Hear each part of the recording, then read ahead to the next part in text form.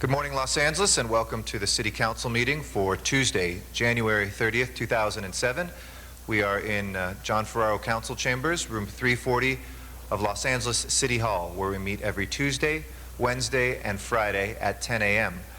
We welcome our viewers on Channel 35, LA City View, your city channel, which broadcasts all of our meetings live at 10 a.m. and rebroadcasts the meetings in the evening.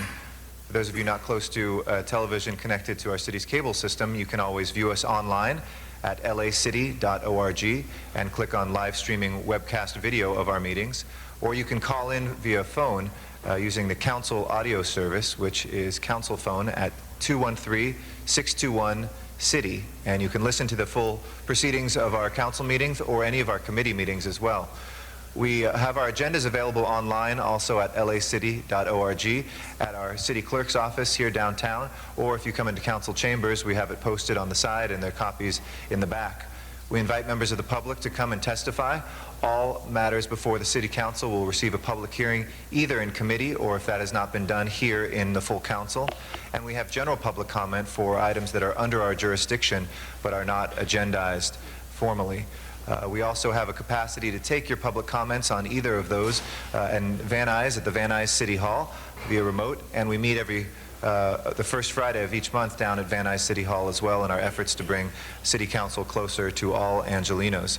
With that, we have a quorum, 10 members of our council. So, Madam Clerk, will you please call the roll? Cardenas, Gruel, Hahn, Weezer, Labange, Parks, Perry, Reyes, Wilsonell, Smith, Weiss, Weston, Zine, Garcetti. 10 members present and a quorum, Mr. President. First order of business. Approval of minutes. Mr. Labange moves and Mr. Weezer seconds. If there's no objection, those minutes will be approved.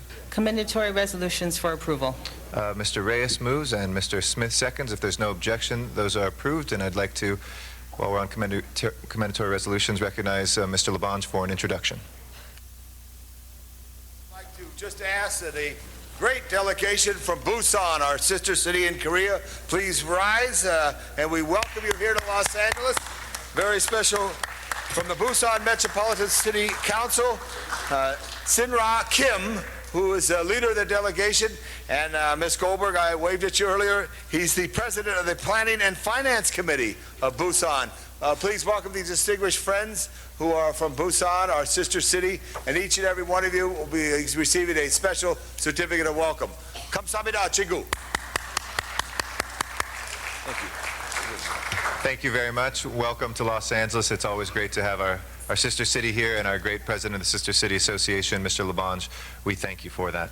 Madam Clerk, next order of business. Mr. President, this is Tuesday and there is a flag salute. Okay. Mr. Labange, would you mind leading us in the Pledge of Allegiance before we continue on? If I can ask everybody in council chambers to please rise. Thank you. Can I ask Jack C. Matthews, the former head of the City Employees Association, a great city employee who's here on business, to join me here for the Pledge of Allegiance? Give Jack C. Matthews a great hand here.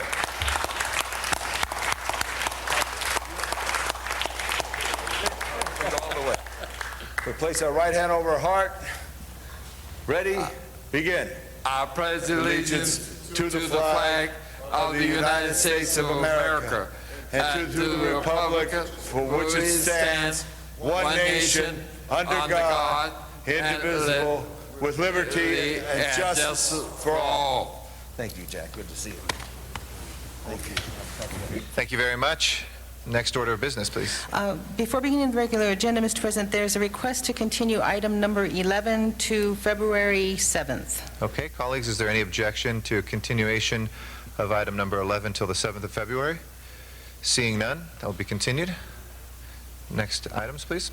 On the regular agenda, items noticed for public hearing. Item number 1 is a confirmation of building and safety lien and the recommendation for council action. The department's requesting that be received and filed inasmuch as the lien has been paid. Okay, I'll move receive and filing on that. We have cards on number 3 and number 5. We'll call those special. 2 and 4 before us, colleagues. Anybody wishing to call those special? Why don't we hold 4 on the desk till we have 12 members? And number 2, if we'll open the roll, close the roll, and tabulate the vote. 12 ayes. I'm sorry, and number 1, was that included as well? Well, number 1 was unanimous It was just vote that was received received and and filed. Next items, please. Well, Mr. President, there are 12 now. If you wish to take up item number 4, Okay, let's take that up. Please open the roll, close the roll, and tabulate the vote. 12 ayes. That is approved. Next item, please. next items are items for which public hearings have been held, items 6 through 18. Item number 11 was already acted on. Item number 10 is before the HCED committee report this morning, and a report has not been submitted as yet. Do you wish to hold that on the desk? Please, let's like to call 6 special, please. And 14, Mr. Rosendahl. Other specials, Mr. Weezer? 8 and 9, and is it possible to take 9 out of order, Mr. President? Is there any objection, colleagues? Seeing none, we'll take 9 up first, Mr. Weezer. Mr. Parks? Just have a technical amendment on item 10.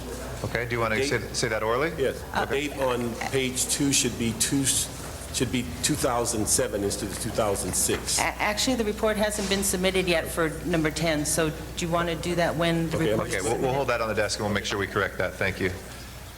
Mr. Parks, other specials? Anybody? Seeing none, on the balance, let's go ahead and open the roll, close the roll, and tabulate the vote. 13 ayes. Those are approved. Next items, please. Next items are items for which public hearings have not been held, items 19 through 34. 10 votes are required for consideration. Okay.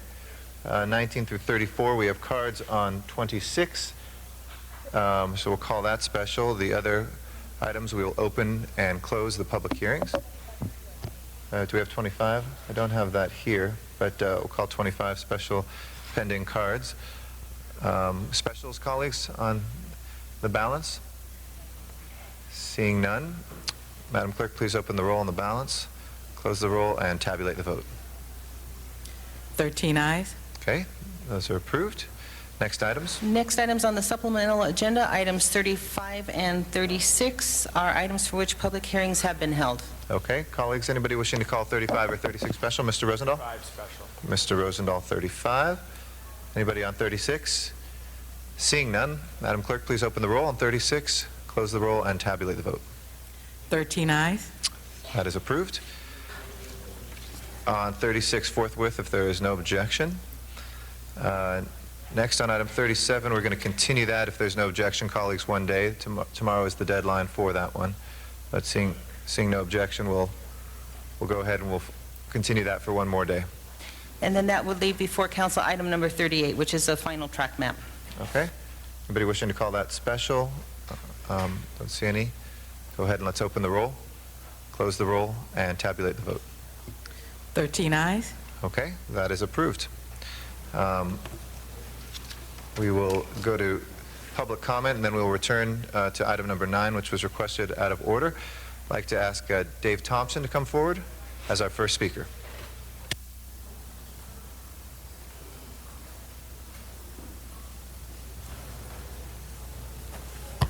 I'm Dave Thompson. I've been a resident of Los Angeles for about 8 years, and I live downtown. First, I want to thank Mr. Garcetti. He set up this public comment. We used to get a minute, now we get 2 minutes. I had a complaint against the promotional people taking over the sidewalk in front of Chinese Theater in Hollywood, and I came here and complained about it, and I haven't seen them do it since. When he started office, he would have people visit him every Saturday afternoon. I visited him once. This is true democracy. But I want to talk about the Daily News. Daily News, in my opinion, is more than a propaganda sheet for the mayor. Here's an editorial about the mayor and his changing his, setting up a debate about the school system and how great he is. Here's Antonio School Capital on issues. He wants to eradicate poverty across the nation by a $1 billion program that's a pie in the sky, has no chance of ever getting elected. But here is the mayor's name, some real unrealistic motive, and right next to it is Valley finds new clout in L.A. In other words, mayor cure for poverty. This pie in the sky thing has no chance of ever getting elected. Gets front page news in the L.A. Times. In the Daily News. The Daily News is nothing more than a propaganda sheet for our mayor. Now, here the city council, Ms. Hahn is so disturbed about gangs, she wanted to put a ballot put an issue on the ballot for people to vote to fight gangs, and here's the Daily News. Fighting gangs may get taxing. Now, the people who run the Daily News are rich. They don't care about people dying on our streets. They care about their money. And right here, taxing, fighting gangs. Here's a article written by the LA Times, Howard Bloom, talking about the mayor's shuttles as takeover plan because the judge says it's unconstitutional. Anti-gang battle finds. Here's Steve Lopez in the LA Times. We need more than you can't, Mr. Baca. Anyway, the LA Daily Times nothing more a propaganda sheet for Mr. They like him. Thank you. Thank you, Mr. Thompson. Our next speaker is going to be Zuma Dog and Van Nuys, and after that will be Morris Griffin here. Mr. Dog? Wow, Mr. Thompson, I sure love you. You're so hilarious, but boy, I never heard of the Daily News being pro-Antonio.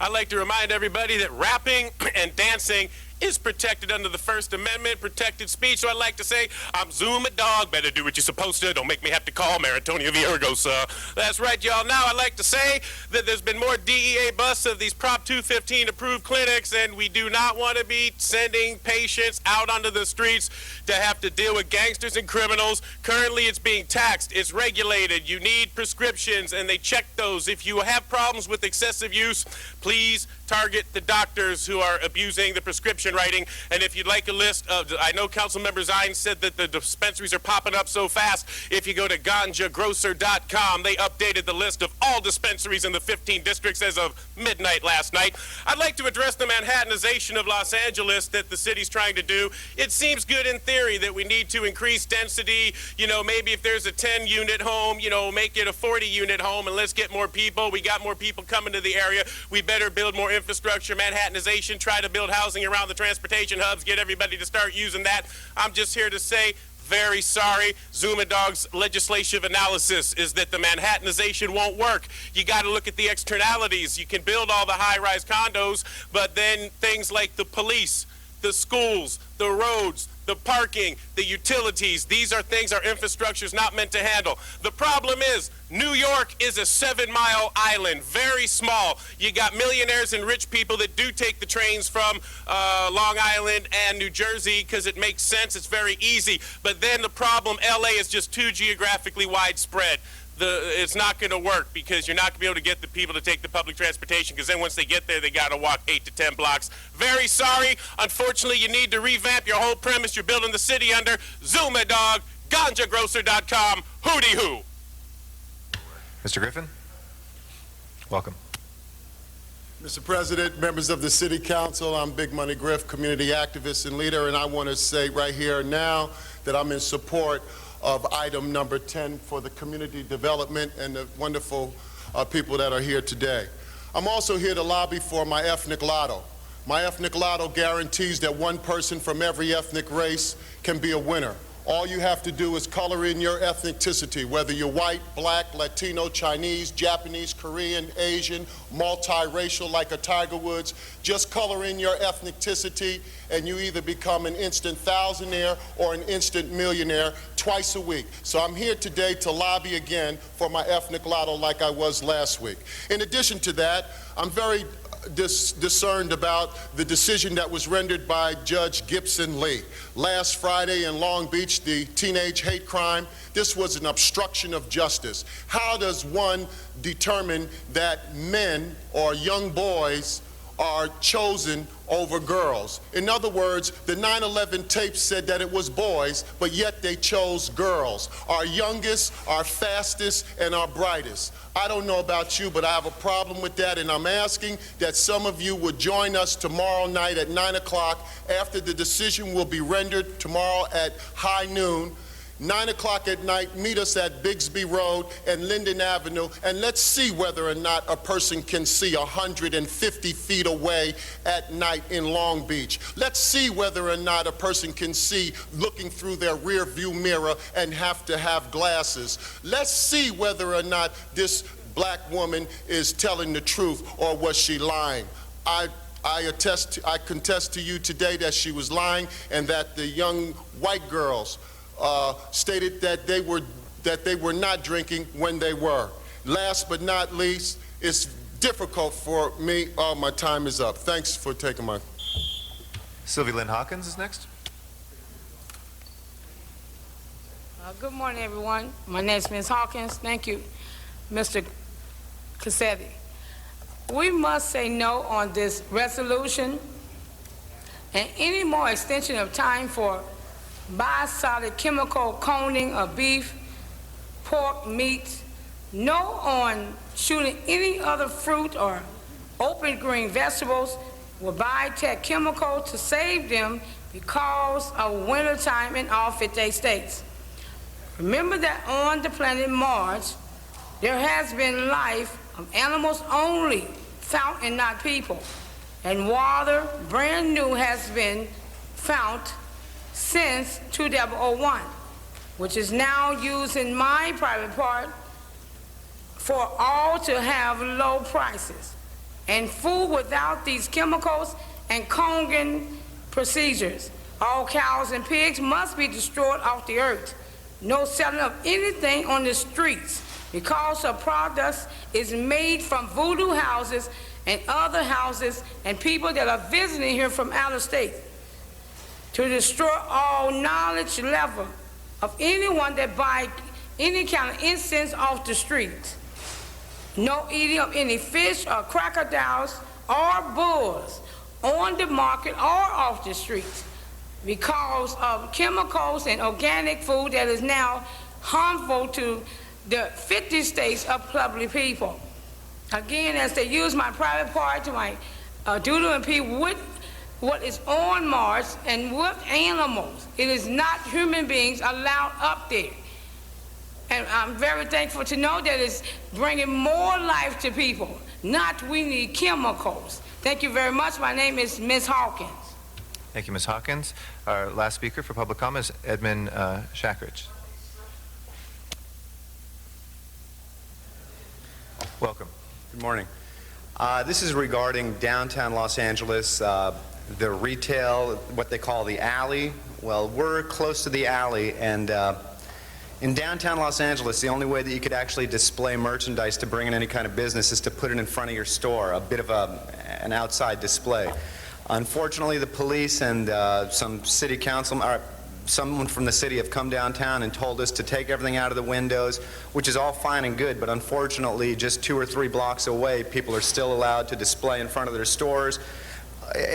South of 9th Street, 8th Street, down to Olympic. If you walk down there, I've got photographs. People on Saturday have everything outside. It's basically a bazaar. Now, I'm not saying we want to have these illegal vendors in the street. We don't want to have illegal DVDs, food in the street. We don't need any of that stuff. But stores do need a chance to make a dollar. And unfortunately, if it's created this kind of outdoor bazaar atmosphere, either clean it all up, give everyone an even chance, but don't pick 2 or 3 blocks and decide for 7 months that we will suffer while everyone else reaps the benefits and you guys decide which way you want to go. So all I'm saying is that you should give us a chance. I'm on 7th in Los Angeles this last Saturday. To give you an idea, basically our day was 0. And that's because people have now decided that instead of shopping on that street that we're on, to just go 2 blocks further south to what they call the alley and spend their money there. So anyway, that's basically it. All we want is an even chance to make a living. Thank you very much. Thank you very much, sir. We appreciate your comments this morning. That closes our general public comment. Mr. Huizar has asked for item number 9 to go out of order, and there's no objection. So this time I'd like to recognize Mr. Huizar on item number 9. Thank you very much, Mr. President. This motion concerns the use of trans fats in our foods throughout the city of Los Angeles. And back in December, I, along with Councilmember Tom LaBonge, introduced this motion to look into the possibility of banning trans fats at those establishments that use trans fats. I have very good news to announce. Just yesterday, we worked with the California Restaurant Association, the County of Los Angeles, and advocates of a healthy living environment. We came up with an agreement whereas in the next 18 months, working with the County of Los Angeles, we will phase out trans fats from our restaurants on a voluntary basis. This is an approach that is supported by the American Heart Association, by the American Diabetes Association, and it's an approach that has been applauded in many other parts of the United States. As you may have read, New York recently banned trans fats, but that approach was a quick ban that left many consumers and restaurants wondering what approach to take, what can and cannot they can't do. And hopefully with this voluntary approach that will phase out trans fats in the next 18 months, will give us an opportunity to educate consumers and educate restaurants on the importance of banning trans fats. Some of you or all of you may know that trans fats are actually, it's a toxic substance. It's a commercial ingredient that was created to have our food last longer, to preserve it to last longer. It was an ingredient that was created to perhaps add a fresh taste to some of the foods. But we all know that there are some ingredients that can be used that will preserve our food just as long and continue to give it that good taste. No, we will not lose the good taste in our French fries or our donuts, but it will allow us to use a more healthier ingredient in our eating. It is so important, especially in this time and age when obesity is at epidemic levels, when we have diabetes exploding at alarming rates that we have never seen before in the history of the United States. And it's especially important when for the first time in the history of the United States, this generation of Americans has a lower life expectancy on average than our previous generations. Doing away with trans fats is one small way we could do. It's a small thing we can do to promote healthier living for all Angelenos. I think it was a great thing that we did, and I want to applaud and thank the California Restaurants Association for working with us. I want to thank a number of organizations, some of them which are here, that will talk in just a bit on the public comment section. And hopefully we'll come up with a plan, the details to be worked out later, that will provide incentives for restaurants to ban some of these trans fats, some of these toxics from our food. I also want to thank Councilmember Bernard Parks, who worked with us in collaboration to bring this about, and my staff, and the negotiations have been going on the last few months since December when we introduced this motion. Finally, I wanted to mention that one of the reasons we went on a voluntary basis is not only because it is what the American Heart Association, the American Diabetes Association is supporting, but also because we learned that local jurisdictions do not have the right to regulate this area of the law. The state of California actually preempts local jurisdictions from acting upon the banning or regulating the use of trans fats. So this allows us on a voluntary basis to go forward and provide a healthier food environment for all Angelenos and the county. Thank you very much. Thank you. And we've had a public hearing on this, Mr. Rizar, so did you want to reopen the public hearing? We have 4 cards. Yes, please, if we could, please. Thank you very much. We'll go ahead and do that, and then we'll return to the queue where we have 3 speakers from the council waiting. I'd like to ask Valerie Ruelas to come forward first, and then Matthew Sharp will be the second speaker. Good morning. My name is Valerie Ruelas. I'm the director of the Community Diabetes Initiatives from Children's Hospital and the University of Southern California Keck School of Medicine. I want to commend your effort to partner with the County Restaurant Association to develop a voluntary program to eliminate trans fats. But I urge you to consider this as a first step in creating healthier environments for Angelenos. Elimination of trans fats will reduce heart disease, but we also need to consider additional methods, such as menu labeling, so people know the amount of calories, fats, sugars, etc. that they're consuming. Additionally, we need to increase fruit and vegetable availability. We are in the midst of an obesity epidemic, and we need to continue to focus our efforts on environmental changes that will make it easier for people to eat healthier foods and be physically active. Thank you. Thank you. Matthew Sharp is our next speaker, and then after that will be Andrew Casania.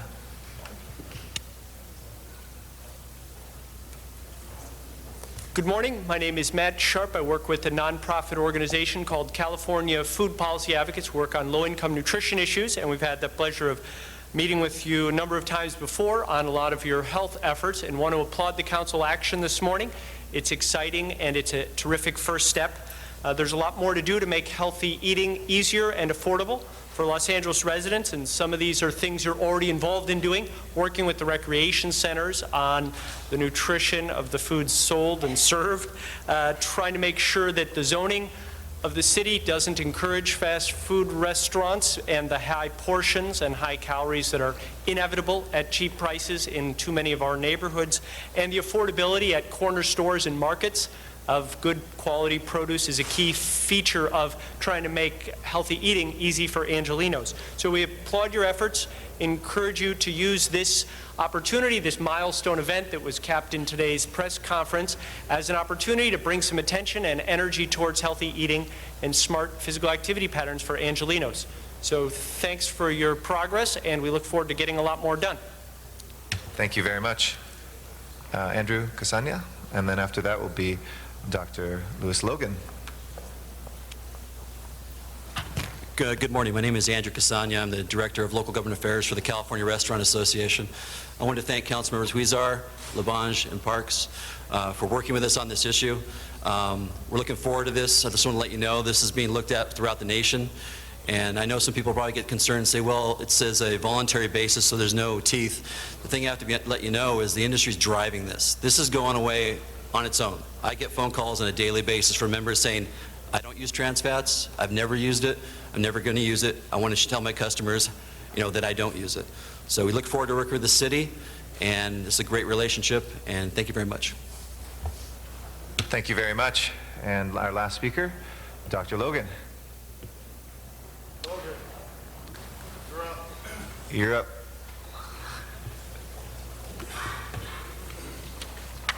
Welcome. Forgive me, Mr. President, to all of the members of this august body today. I greet you in the name of Him who's able. And I've come today to register support for the Imani project. I want to thank and commend all of the council persons who have, up to this moment, helped the church, Pastor White, and the Grant family to develop their project to the point where it is prepared. I'm sorry, I think we had you down on the wrong issue. This is the trans fats one, so my apologies. I think we had the wrong number down. So we will make sure we get you back. Thank you very much, Dr. Logan. All right. And our last speaker is out in Van Nuys, Zuma Dog. Yes, thank you, Councilmember Huizar, for opening this up for me to speak on. I'd like to say, with all due respect, City Council, if you want to ban trans fats on a mandatory basis, don't let the state law stop you now. You say that, gee, you can't enforce it because state supersedes local. You violate state law all the time with your local ordinances like AB 1381, Venice Beach 1452, the Code of Conduct. You just walk rampant over state and federal all the time. So if you really wanted to, don't hide behind that. You violate it all the time. But now on the realest note, let's talk about some things. Now, if City Council wants to make it voluntary, then, Zuma Dog ain't going to be mad at you. There's nothing wrong with that. Councilmember Huizar quoted a lot of important statistics about diabetes, life expectancy, and health problems due to these toxic trans fats. But I'd like to say the real problem is I hope that part of this, and a big part of it, is an educational campaign to the youth, because you can do all the bannings of these things you want, but really if there is a concern that we're having shorter life expectancy due to health problems, and it's an educational problem. You got to educate the youth as to what is good and not, and make it a priority. Make it a priority, because again, you really can't, for all these things, you can never really prevent it from happening. So again, education. Then they won't want to be eating those damn trans fats, so bad things for them, y'all. Zuma Dog don't, yeah. Thank you. That closes our public comment on this. We'll go back to our queue here in council, starting with Mr. Labange, and then Ms. Gruhl, and then Mr. Reyes. Thank you very much, Mr. President. Mr. Huizar, thank you very much for your leadership on this, as well as Mr. Parks. I was pleased as Chair of Arts, Parks, Health, and Aging to race this through as appropriately as possible to bring it to the forefront, along with our County of Los Angeles. This morning, Supervisor Burke was there, along with Dr. Jonathan Fielding, giving us a report.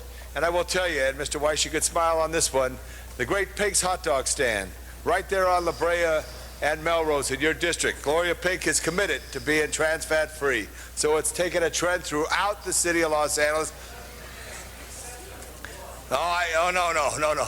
All places have to be thinking about our consciousness or health. And I kid a little about those nice historic places in our city, but all of them are going that direction because it's important about our health. And unless we make that statement, it doesn't happen. And we want to thank the California Restaurants Association, for their voluntary compliance, but we're going to push a little more. We know there's federal regulations and there's state regulations, but we want to try to have a healthier body. And to have a healthier body, you got to eat the right food. So I thank all that's been involved and look forward to working. We'll encourage people just like our proponents who've come and spoke for the various associations. Good exercise, good health, good care of your body, good intake of the food are all four components so that we can live a long life and a healthy life. Thank you, Mr. President. Again, Mr. Weezer, thank you, and Mr. Parks, as well as our county officials. Thank you, Mr. Labange. Ms. Gruhl is our next speaker. Thank you, Mr. Garcetti, and I want to acknowledge the leadership of Mr. Weezer and Mr. Labange on this issue, and really moving very quickly when it was clear that this was something that was critical to our city and critical to our residents and critical to our children. The importance of taking a stand, and I want to thank the Restaurant Association, who's represented here today, for their willingness to move forward on that voluntary basis. That speaks volumes and really, I think, sets a precedent for many others in the state of California. Mr. Weezer and I spoke this morning, and you'll be seeing there'll be an amendment to a 9A or B or whatever it may be to ask our departments and the CAO and CLA to look at contracts that we have with vendors, whether it be through our aging department or recreation and parks or general services, whatever contract. Thank you, Tom, for pointing out our general manager of aging is here, because we contract for Meals on Wheels for our residents, and that if we can be able to amend those contracts and ask them to do immediately to ban those trans fats from the food that we provide to our residents in the city of Los Angeles. So I think that we could jumpstart here in Los Angeles that piece that Mr. Weezer and Mr. Labange have put forward, and again, appreciate their leadership that we see in our schools, and we see, and I don't know, Mr. Weezer, you mentioned, I think, a little bit about whether the schools could do that as well with some of their contractors and what they provide on their site, just like they banned the soft drinks, sodas, on the school and the school district and Marlene Cantor. So I think that this is a great move for the city. I want to compliment, again, Mr. Weezer and Mr. Labange, and let's see if we can also do it quickly here with the city vendors that we have. Thank you very much, Mr. Garcetti. Thank you, Ms. Gruhl. And our last speaker is Mr. Reyes. Thank you, Council President. I just want to join in the chorus of thanking my colleagues, Councilman Weezer and Labange, for this effort, Councilman Parks. But colleagues, I'm really, I guess for lack of a better word, proud that this council is taking these initiatives. Not too long ago, Councilmember Perry was looking at zoning issues on the presence of fast food eateries along certain corridors in her district.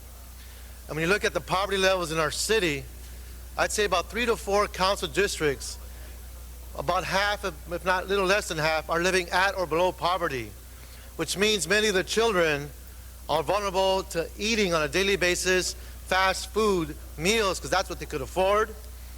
If their parents are working 2 jobs, the likelihood of parents cooking a healthy dinner is minimal.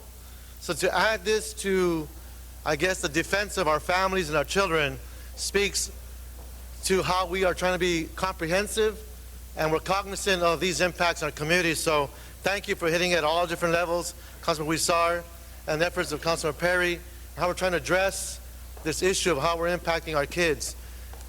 Just a few years ago, there's a new category, diabetes 3, that affects our children, meaning that kids at a young age are now contracting diabetes because of their diet. And this is the type of measure that we need to take in order to curb and change and go into another direction where we can make our kids healthier. So thank you so much. And I just want to share these thoughts and the comprehensive nature of this council is responding when it comes to this kind of crisis. Thank you. Thank you very much, Mr. Reyes. Ms. Perry. Thank you very much, Mr. President. And I just want to say this is one small weapon in the fight against diabetes, the combination of diabetes, obesity, and heart disease. And if we mean what we say, we will embrace it fully. And whether we end up with a program that educates and does outreach and creates incentives for food establishments and product lines that eliminate trans fats from their makeup, or whether we activate in a more proactive way. Either way, I think we made a significant step today, and I want to say thank you because the impact on the communities that we represent, particularly for people who are fighting challenges every day, will make an enormous amount of progress for these kids in the future. Thank you. Mr. Zine. Thank you, Mr. President. I also joined with the support of this. Mr. Huizar, as I understand, it's the state of California that has to enact the ordinance. We can't do it on a local level, either a city or a county. It's got to be with the state of California. Yes, the state has preempted local jurisdictions from acting upon this area of the law. That's why this is voluntary locally.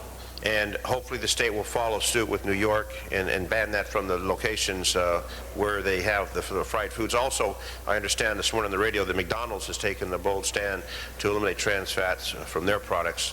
So we've eliminated smoking in a lot of areas to improve health. And now another area, I want to commend you. I know coming from the school board where you're very concerned about children and concerned about health and having people live a long life. So congratulations. Join the crusade to make it better. Thank you. Thanks. Thank you, Mr. Zine. And I do believe we have a amending motion. Has that been circulated, Madam Clerk? I don't believe so as yet. I haven't seen it. Okay. Does anybody have a copy of it to read it orally, perhaps? Why don't we do that since we have here? I will read it into the record. The therefore move part for the motion, which we will be voting on, that the CLA and CAO amend their report to explore the city's ability to restrict the presence of trans fat in foods provided by city departments at food service venues, on city property, city events, and at schools. And here's a full copy of it, Madam Clerk. If there is no objection to that, that will be accepted as a friendly amendment. Let's go ahead and open the roll, close the roll, and tabulate the vote. 14 ayes. That is approved. Thank you. There's no objection. We'll send that forthwith. All right. Next, we have item number 3. And we have one speaker card on that. And Tyrone Richardson, if you'd like to come forward on item number 3. Mr. Richardson here.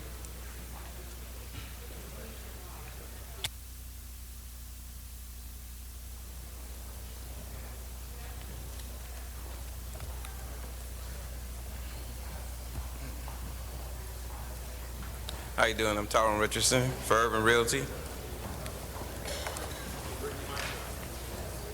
All right. Let me see. We're going to talk about the situation over at 215 East 120th Street. The problem that we were having over there was we didn't get to it fast enough. But with Urban Realty, what we do usually knock down buildings and demo the buildings. I guess what we're stuck with is our company usually purchase property, and then in the process of that, we had to go through the process of getting the gas cut off and the power cut off, and also waiting for plans.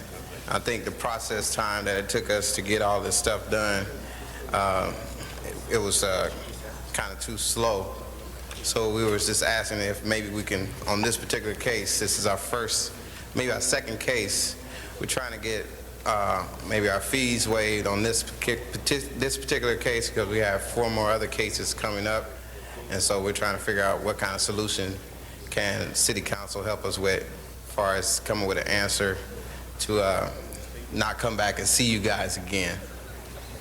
So that's kind of like mainly what we're looking for, is trying to see if City Council could help us come up with an answer, not to come back, because we have 4 other cases, and each case is about $20,000.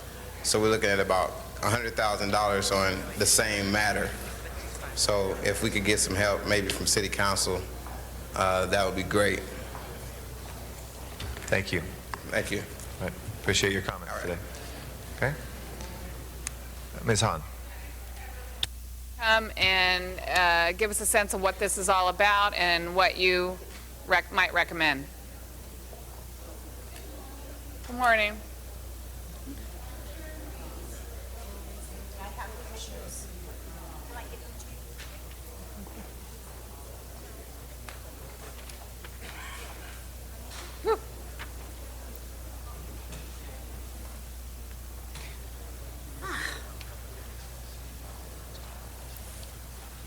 The department abated the building back in April of 2006. Between April and June, there were several inspections to determine if the work had been done by the owner. It had not When been... when was the property purchased by this corporation? I do not have that information. Okay. I don't know. Or did they own it with this picture, May? Yes, absolutely. I wouldn't be here if they didn't own it at that Okay. time. They owned it at that time, and... Well, you said April 2006 you Yes. abated it. But this- Yes. And this we is- gave the owner the opportunity to do the work. And it was this owner? And it was not done. And then we did it in June. Okay. Okay? Okay, keep going. Well, that's basically the issue, is that the property was vacant and unsecured and open to transients. In fact, when the inspector was there the first time, there wasn't transients on the property. And we abated the property, notified the owner of the abate. The owner did not respond to the abatement notice and take care of or secure the property. And then we had to fence it and clean it and barricade it. And how many notices did you give the owner? We gave the owner we posted the property with the abatement notice, so that's one notification. We Right. mailed the owner notification, and the inspector spoke to one of the representatives 1, 2, 3 times by phone. Okay. So plenty of warning, plenty of notices. And then can you describe for us what this $17,000 is for? $17,000 is primarily a $12,000 cost for fencing the property. The remaining is for cleaning and barricading the property. The $17,000 does include a 40% administrative fee, which is approximately $6,800. Okay. Well, I'll tell you, colleagues, on this one, as you know, some of these have come before us a lot, and sometimes I'm inclined to waive the fees or waive the administrative fees, particularly if it's, like, I think we had a woman that came here recently, had bought the property for her daughter, and it was kind of a hardship case. I'm less inclined to be sympathetic to a corporation who apparently owns 5 properties, and part of what I like to do in my community is really clean it up, keep it free from potential other crimes that would be committed in this kind of a property. We just can't have property owners who buy up property in the community of Watts and then leave it blighted, leave it open to vagrants, leave it open to other crimes. So I'm less inclined on this one to be sympathetic and waive these fees. I think this corporation knows the rules, has other properties, and they were given plenty of opportunity to clean this up, and then we had to go do it. So I'm less inclined to waive these fees. Thank you very much. Anybody else wishing to be heard on this? If not, let's go ahead and open the roll, close the roll, and tabulate the vote. 14 ayes. That is approved. Item number 6, I called special. I think we're fine on that one. We just wanted to continue to underscore that we're looking to work out those legal issues with the work of the City Attorney's Office, and want to thank them for their work as well. So if there's no objection to continuing that till the 20th of this coming month, we'll go ahead and do that. Next item, please. Next item, Mr. President, item number 5, and that was called special for a card from the public, and that is a finding of public or convenience or necessity in Council District 14. Okay. Zuma Dog out in Van Nuys on item number 5. Yes, thank you. First of all, I did like that language, the way you rewrote the amendment on number 9. Very good of you. I do support that. I just noticed Janice Hahn voted yes on that last item, even though she just spoke no about it. Maybe that's because it's an automatic vote and she didn't have time to go back there to press the no button.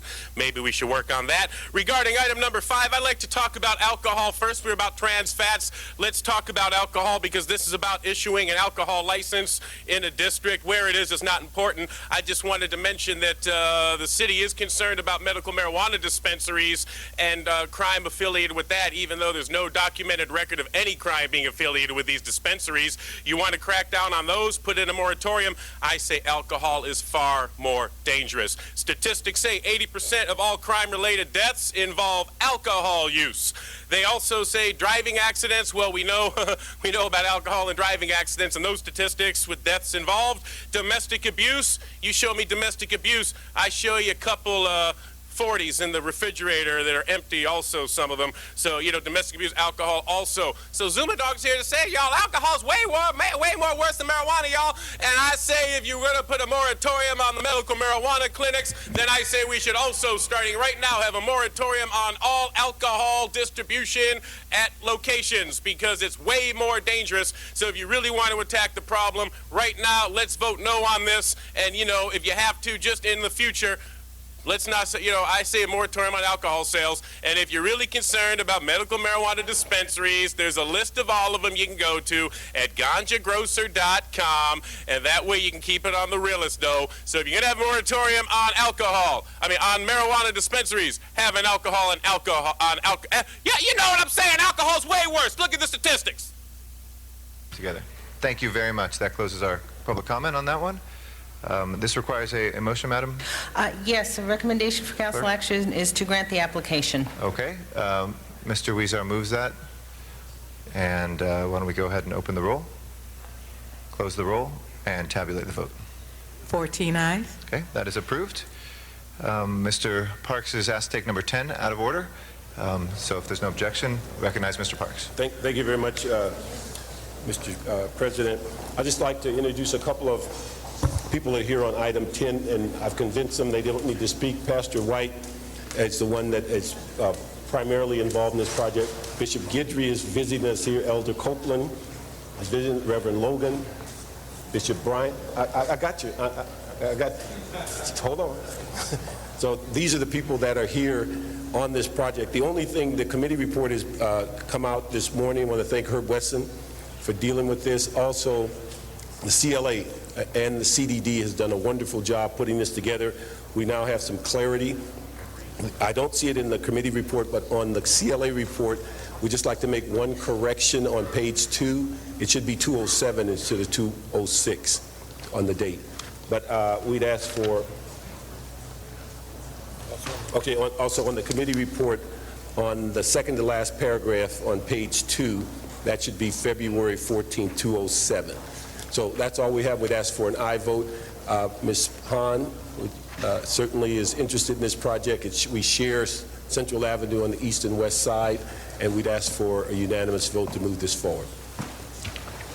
Thank you, Mr. Parks. Ms. Hahn.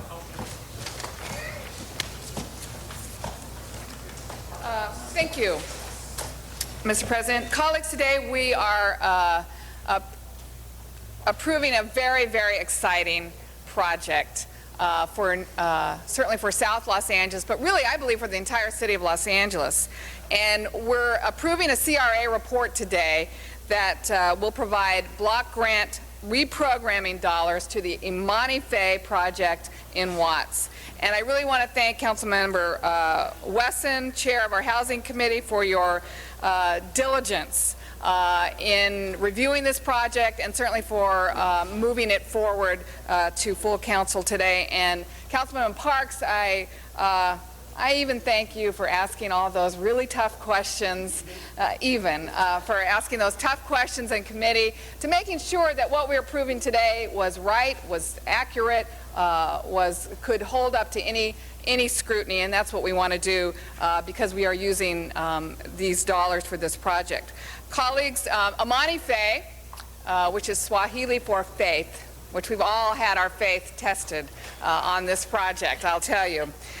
This is at the corner of 103rd and Central, right in the heart of Watts. And it's an interesting project because it's right at the border of the 8th District and the 15th District. In fact, this project is being built on opposite sides of the street. One side of the street is actually in Councilmember Parks' district, and the other side of the street is in my council district. So it's been a very unique project. It's taken a lot of cooperation really over the years to make this happen. In fact, you should know that we have been working on this project for over a decade.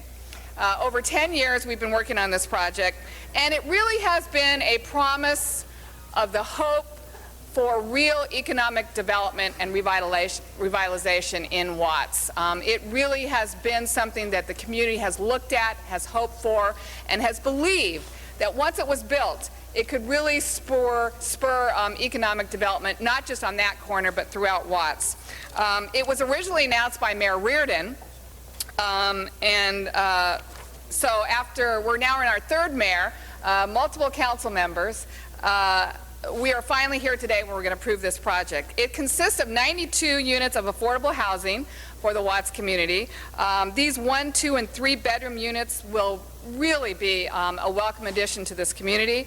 It will also include commercial opportunities, and I hear we're very close to having a deal where we will bring a sit-down restaurant to the community of Watts. And while many communities in Los Angeles take that for granted, this has been a challenge in Watts for as long as my dad was county supervisor. I remember him fighting to bring one of the very first sit-down restaurants to Watts. I believe it was in the 80s, and that was the Denny's restaurant, which I just ate at yesterday.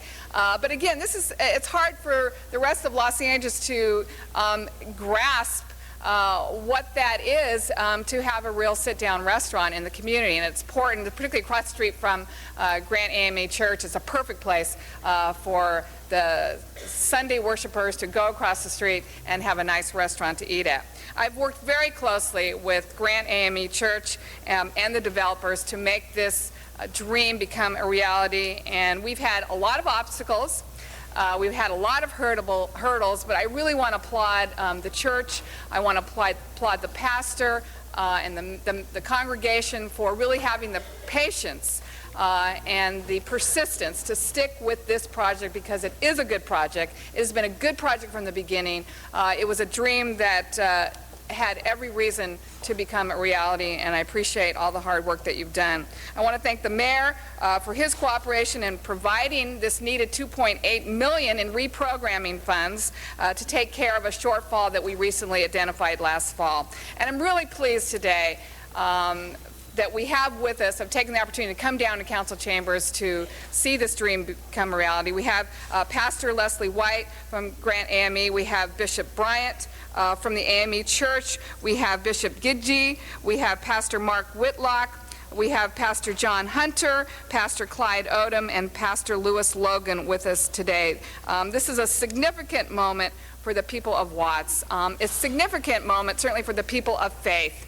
The people who have gathered from all these congregations to come and be here today to make this become a reality. And, you know, faith is the belief that something will happen even when there is absolutely no physical evidence to support that it is happening. And that really has been the case for this project. We have had faith, even though there are times we had not a shred of evidence that it was going to take place and it would be a reality. But today, that faith has become a reality. And so congratulations to all of you who've worked on this project. Colleagues, I hope you'll give us a unanimous vote to approve this CRA report today. Thank you very much, Ms. Hahn.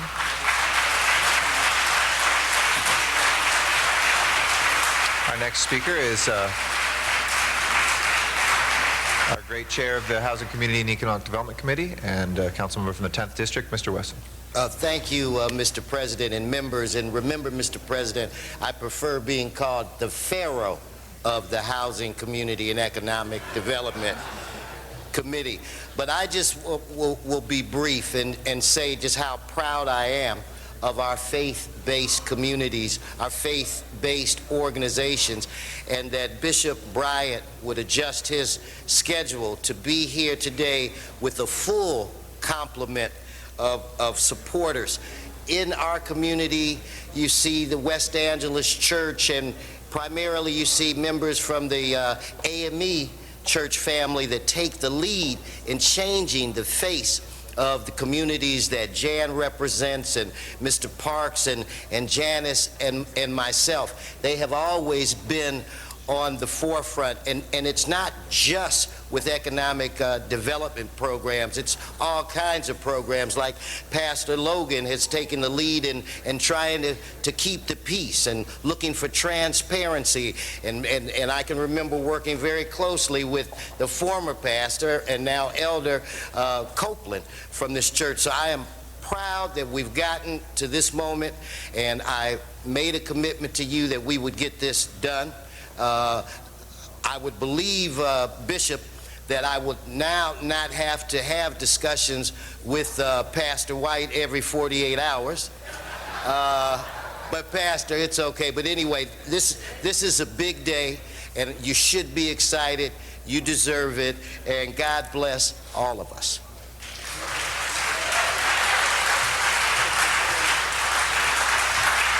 Thank you very much, Mr. Wesson. And I just want to read into the record, I know that Ms. Hahn pointed out, and Mr. Wesson, some of the people that are here, but Dr. Logan, Reverend Dickinson, Reverend Smith, Mark Whitlock, Reverend Oden, Otis Foster, Ernestine Johnson, Milton Bridgewater, Lee Webster, Adrian Howard, Reverend Ford, James Wilson, Ronald Edison, Shirley Longmore, Pamela Marshall, Cheryl Baylark, Arwella Grigsley, Rochelle Edmondson, Annette Clark, Reverend Eagle, Pastor Davis Culp, Bishop Guidry, Bishop Bryant, and Arvis Jones. And we want to thank you all for being here very much today. It's an honor and a blessing to have you here.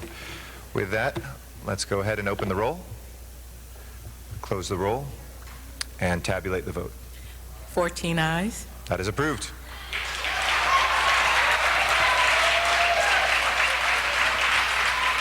And let's, if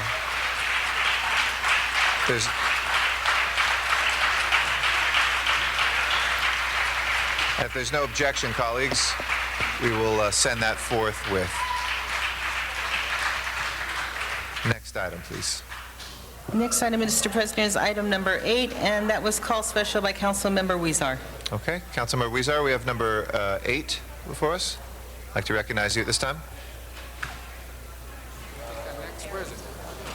Thank you very much, Mr. President. And I just wanted to call this special to clarify some issues with the red flag days that we're having throughout the city.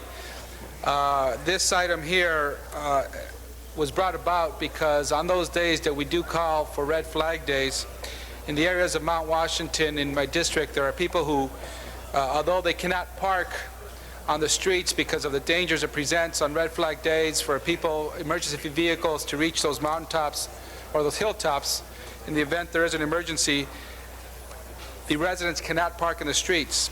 Unfortunately, this is an area that does not have many garages, and the residents are left with very little options. What this will do is ask our Recreation and Parks to open up 3 local parking lots that will allow for the local residents to park in those areas. It will allow them to use those areas on the red flag days so that the residents of the area are not ticketed for parking on the street on the red flag days. I think the red flag program is a very important one. It's providing a safe way for our residents to not park in areas that may cause danger in times of heightened possibility of fires, but it is a conversation that we're continuing with the local residents. I know Mr. Councilmember Ed Reyes, we're working together on a number of other issues, how we continuously could improve this program. And I want to thank at this time the fire department, who is often at community meetings working with local residents to continue to make the red flag day a success. So this motion, I just wanted to mention for those in Mount Washington that it is an effort to allow you to use public parking facilities that are nearby, possibly get a shuttle to be able to shuttle people up to their homes on those days that are determined to be red flag days. Thank you. Thank you very much. Mr. Reyes. Yes. Thank you, Council President. Colleagues, every so often we say we represent communities, and our districts split our communities in half. So we try to work seamlessly, and this is a good example of that. The facilities that are being denoted for parking are in my district, but I must say that I'd say 70% of Mount Washington is covered by District 14. So it is in this partnership that we move forward. Colleagues, in my area, across the street in Mount Washington, I've had a neighbor describe to me what had happened when the neighboring house was on fire. Ms. Nancy Lilly was sharing with me one day how, as the houses were burning, everyone was trying to get out, and in the process, clogged up the entryways up into the hill, and the fire trucks were stuck at the bottom of the hill. So they desperately tried to turn off this fire to essentially with water hoses and buckets. They can see the fire truck down the street, but they couldn't reach the fire. As one of the captains shared with me this weekend, when we talked about Red Flag Days, he said, Councilman, you don't know how important it is to make sure people know which streets to exit with so that the streets we need to enter with are open. And that's what Red Flag Days is trying to do, is create those access points so should there be a fire or another catastrophe, everyone knows to exit the hill within those right-of-ways to let the trucks come up and attend to the crisis at hand. So again, folks don't understand the seriousness of this until it happens. And if we're not coordinated, if we're not informed, then it is very hard to address these dramatic needs. So I applaud Councilman Huizar for his leadership, our partnership in these issues. I don't believe they're political boundaries, but community awareness, and this is a good example of that effort. So I urge my colleagues for a yes vote. Thank you. Thank you very much, Mr. Reyes. Any other members wishing to be heard on this item? Seeing none, let's go ahead, Madam Clerk. Please open the roll, close the roll, and tabulate the vote. 14 ayes. That is approved. Next item, please. Item number 14, call special by Councilmember Rosendahl. Mr. Rosendahl, we have item number 14 before us. It's the Thank you, Mr. fire hazard President. zone. Could we ask the Fire Department and Building and Safety to come on up for this one?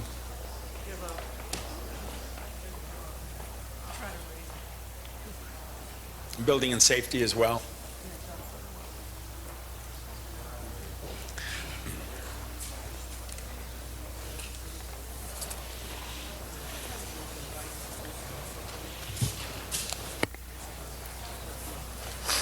Good morning, gentlemen. Good morning. Explain to us what we have before us. Sure. First of all, I'd like to introduce myself. I'm Battalion Chief Kerbrat. I'm responsible for the industrial commercial section, and within that section is the brush unit. The brush unit is responsible for the enforcement of 160 square miles of brush area within the city of Los Angeles. Last year we had a brush fire in the Mandeville Canyon area where a building was under construction. Welding operation got a little out of hand, and the city council asked us to go back, specifically Councilmember Rosenthal, go back, look at our code, and make sure that we can enforce that we have brush clearance in those areas around buildings that are currently under construction in these areas. Upon our review, we found out that we do have that authority. It is currently in our ordinance, but we didn't want to pass up this opportunity to make what we're doing a little bit better. So what we did was developed a handout and an information bulletin to all the people who pull permits or do any type of construction in the brush areas, which will be handed out to them at the time of permit.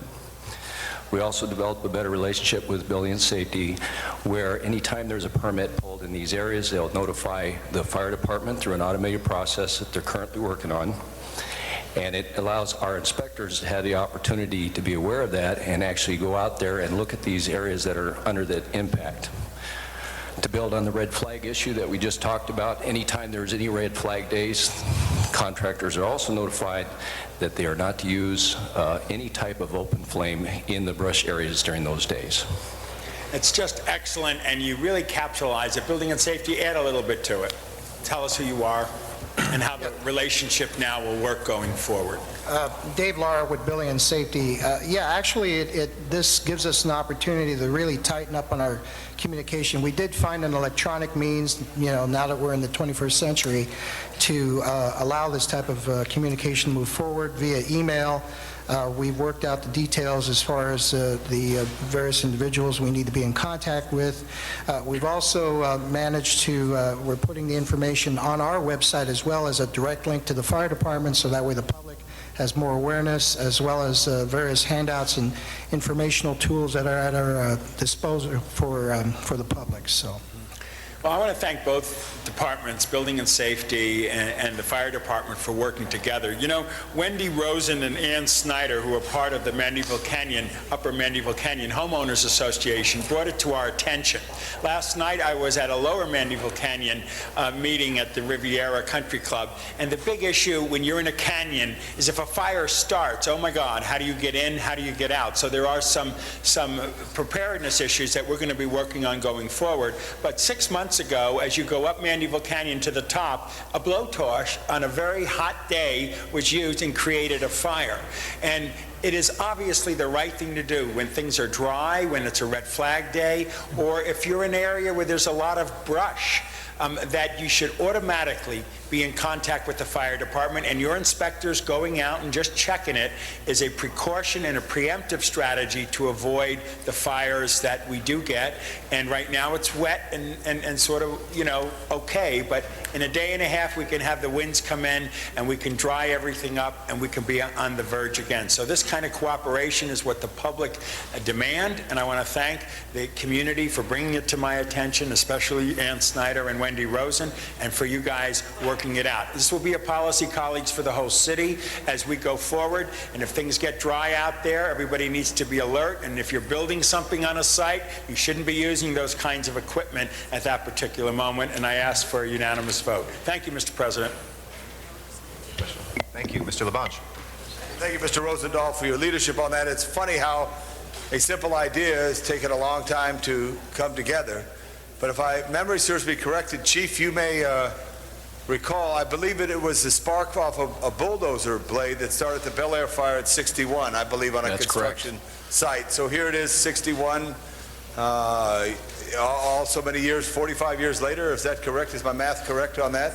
That we're 45 years plus putting this connection together. It makes a lot of sense because we want to make sure that building's done correctly and within the code, but also be aware in case there is a high hazard day. Mr. Rosendahl, I commend you. Thank you, Mr. Labange, for that. But the bottom line is, I want to thank my colleagues for moving quickly with this motion through the process, and for Building and Safety and the Fire Department to quickly get together. Within 6 months, we actually have created a strategy that is safety for our people. So thank you all for your support for this motion, and thank you, gentlemen, for your presentations. Thank you both. That closes our council discussion. Let's open the roll, close the roll, and tabulate the vote. 14 ayes. That is approved. Next item, please. Next item is item 25, and that was called special for cards from the public. Okay. Item number 25, and Zuma Dog. Yes, thank you. Let's see what we talked about. Item number 25. This is for rent escrow. I'd like to just let all the property managers know that we got a lot of repairs and improvements that need to be made. You don't want to end up on city council's rent escrow list, y'all, because then what happens? You don't get your money, because what happens is that the tenant, oh, we got a very special guest, Dr. Daniel Wiseman, Neighborhood Council Mogo, So good to see you, sir, What a pleasure. Sorry for that little bit of what is certainly not a public disturbance. So anyway, what I'd like to say, rent escrow, we got improvements that need to be made in a lot of these low-income houses. You don't want to end up on city council's rent escrow list, because then what happens, the tenants don't pay your ass anymore. They pay a fee that goes right into an escrow account, and then you can't get that money out of the escrow account, landlord, till you make those improvements, y'all. And then part of the money that goes into the escrow goes to making the improvements. So Zuma Dog is here to say to the tenants, if you continue to complain to your landlords over and over for broken doors and broken windows and pipes that don't work and it's too dirty and things that are in violation, then all you got to do is file a thing to put your building on rent escrow. And if they ain't doing the right things, y'all, then they ain't gonna get their money, y'all. Holla at your dog, Zuma Dog. Hooty-hoo! Thank you very much. Anybody wishing to be heard on this item in council? Seeing none, please open the roll. Please close the roll and tabulate the vote. 14 ayes. That is approved. Next item, please. Item 26, called special for cards from the public. Okay, item number 26, Zuma Dog first. Sorry to take up so much time. I did think that some of these would be continued, but this is the most important one. I'm so glad I get to talk in my private chambers on the most important one.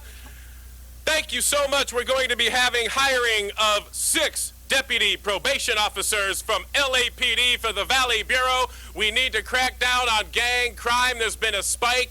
Council members are on TV publicly stating that LA's become the gang capital of the world. I don't know why they would go out and publicly say that, but maybe they do it so they can get some support. So if we got 6 more probation officers, here's what that's all about, gangster criminals. You better be careful, y'all, because they got 6 more probation officers. Maybe they can't hire the police, y'all, but they can catch you on the probation violations, y'all. And now they got 6 more of them to take care of business. And I like to say that 50 million gang tax, it ain't never gonna make the ballot, y'all. So hopefully things like these, y'all, yeah. Thank you. We have Sylvia Lynn Hawkins next. Good morning. My name is Ms. Hawkins. As we get started in hiring these 6 deputy probation officers, we must say no on any more visitation in any jail cells, hospitals, nursing homes, facilities, halfway housing, in any probation living building. All hospitals and jail cells must not allow any race or religion or allow visiting of any family member. All churches are on attack with terror, which means with their members in LA, California.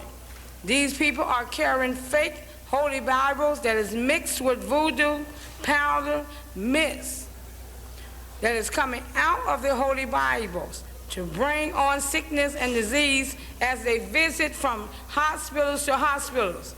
Again, on tomorrow, I will give you more information concerning part 2, concerning fake identification, that they are coming in hospitals. We are in the middle of a war, and we're trying our best to protect the patients from fake family members Mr. and President, now I from believe she's people off topic. going into the location illegally. Ms. Hawkins, if you could talk about the probation officers. Thank Okay. you. Again, this is for all probation officers to be aware, and police officers. Thank you very much. My name is Ms. Hawkins. Thank you, Ms. Hawkins. Mr. Cardenas is our first speaker.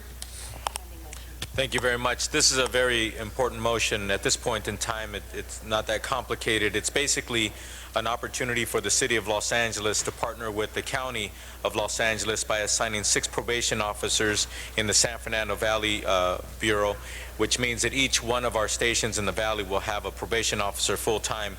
And what it's going to be able to do is allow the collaboration and proper law enforcement amongst these people who are on probation. This is something that is not so much innovative on the face of it, but it is something that I need to note. This has come about by the cooperation between the county and the city. Xavier Oslovsky, speaking to our bureau chief out there in the San Fernando Valley, coming up with this idea and crafting this, and by working with the mayor and myself, we've been able to find the $125,000 in the unappropriated balance of our this year's budget 0607 to have this funded and have it go forward immediately. So I just wanted to point those items out, and with it we have a motion 26A, which is an amendment to motion 26, which basically asks that it be the CAO that provide the report and the oversight to the council. Well, so with that, I hope that we have your support. Thank you, Mr. Cardenas. Anybody else wishing to be heard on this? Seeing none, Madam Clerk, please prepare the roll and tabulate the vote. 14 ayes. That is approved. If we can reconsider number 9, I know there was a 9B amendment that was circulated by Mr. Huizar. Please open the roll on reconsideration of 9, close the roll, and tabulate the vote. 14 ayes. That is back before us. If there's no objection, colleagues, we will amend 9 with a friendly amendment 9B. And if we can prepare the roll and tabulate the vote. 14 ayes. That is approved as amended. Next item, please. Item number 35, called special by Councilmember Rosendahl. Mr. Rosendahl, item 35.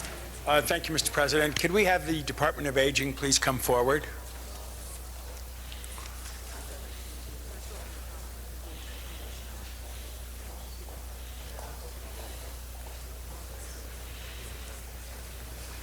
Good morning. Good morning. Would you introduce yourself for the record and for the public? Good morning. My name is Laura Trejo, and I'm the General Manager for the Los Angeles Department of Aging. Laura, you gave us a 6-month report update. Tell us what's in that report. Yes, sir. It's my pleasure to share with Council the progress of the Department of Aging in serving the seniors of the City of Los Angeles. We're privileged to work with collaborative partners in the community who provide services at the neighborhood level, and we also have a fairly exemplary staff that I think demonstrate the best in public service. I'm going to cover 3 areas that are reflected in our report. The areas of direct service and what we're doing, efforts to strengthen our system of care, and our preparation for the future. In terms of direct services, the department in the last year has participated in over 469 public community events, and we've reached out to over 100,000 community members to provide them information about our services. We've delivered over 1.6 million meals, both to the homebound seniors as well as at over 100 dining sites citywide.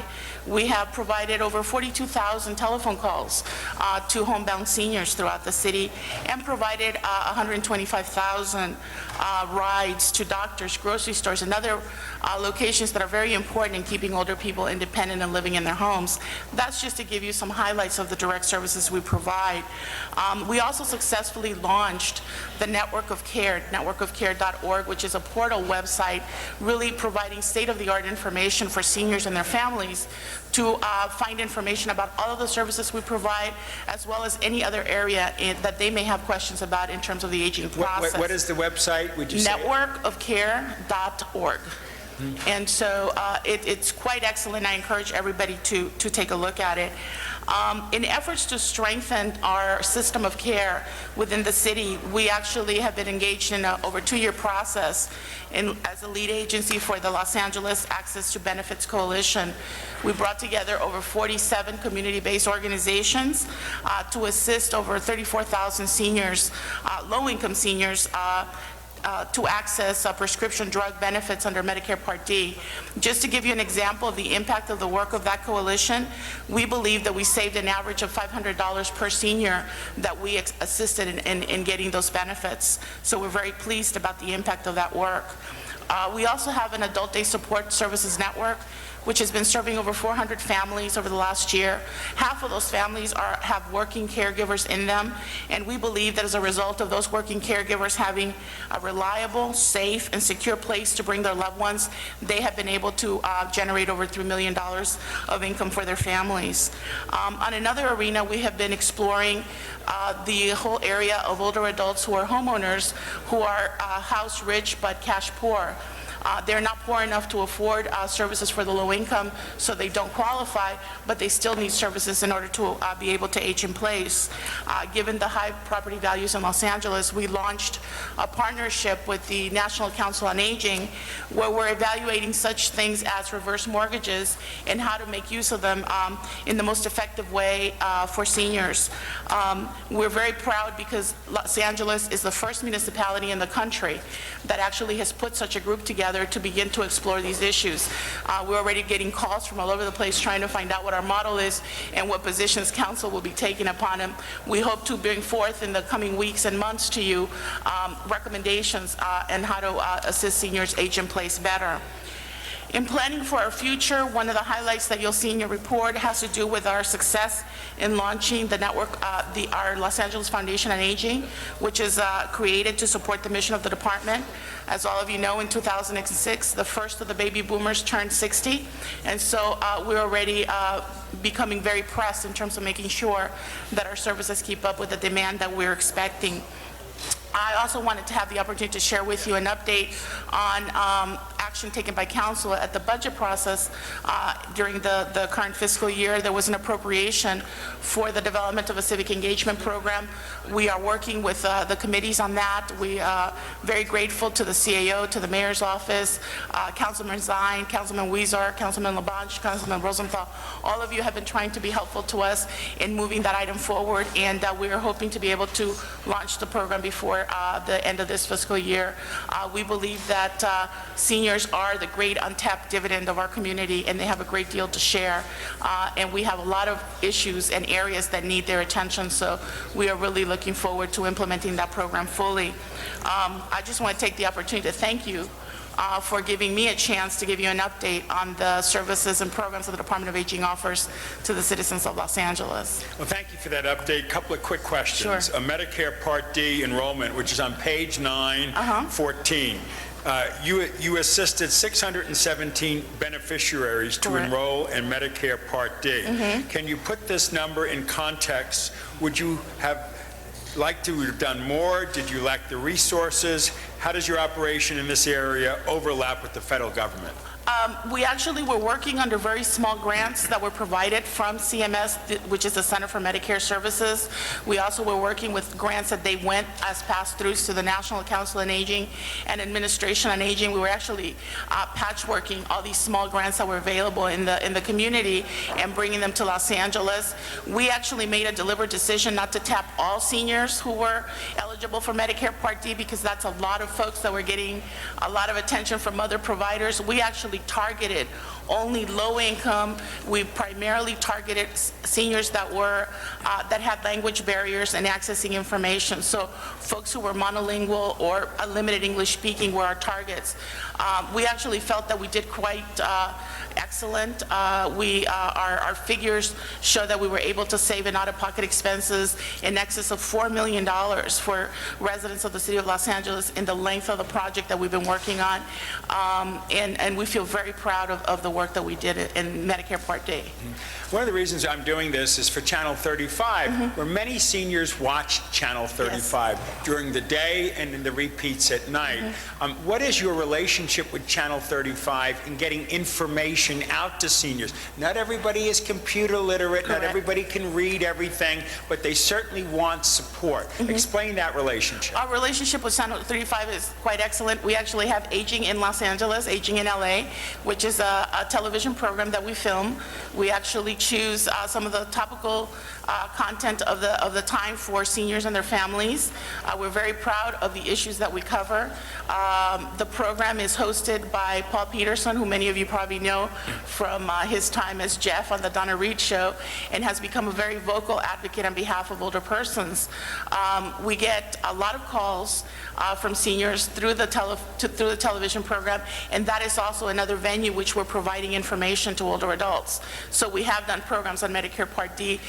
We've done a program recently on homelessness that got a lot of attention, a program on reverse mortgages. The calls usually said it was the one time I actually understood what a reverse mortgage was, because we actually, it's an educational content, and we're very proud. It's not only viewed on Channel 35, which we're very proud of, but the program is also can be accessed through PACS commercial network, which airs on Saturday mornings as well. So we've been actually developing different collaboratives with the commercial broadcasters to see if they can also show the program to extend our viewing. Which commercial broadcaster is doing that? PACS Television is. And what channel is that? Do you know? I think it depends on what cable you have. Okay, well, it's all now Time Warner, but I'm sure in their information they'll put it out there so folks can turn to that. Housing.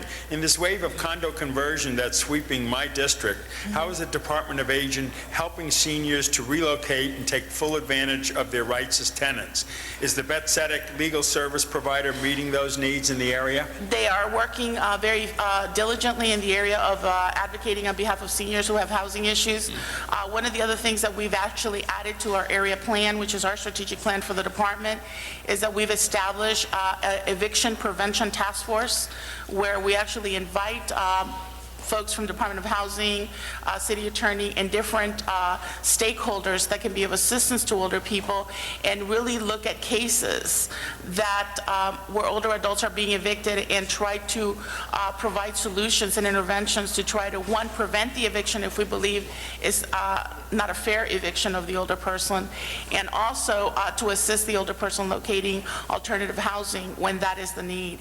We actually feel that we've been very successful instrumental in working specifically with some of the clients that are experiencing cognitive problems, memory problems, who are experiencing inability to care for themselves, where that becomes the trigger for them to lose their housing.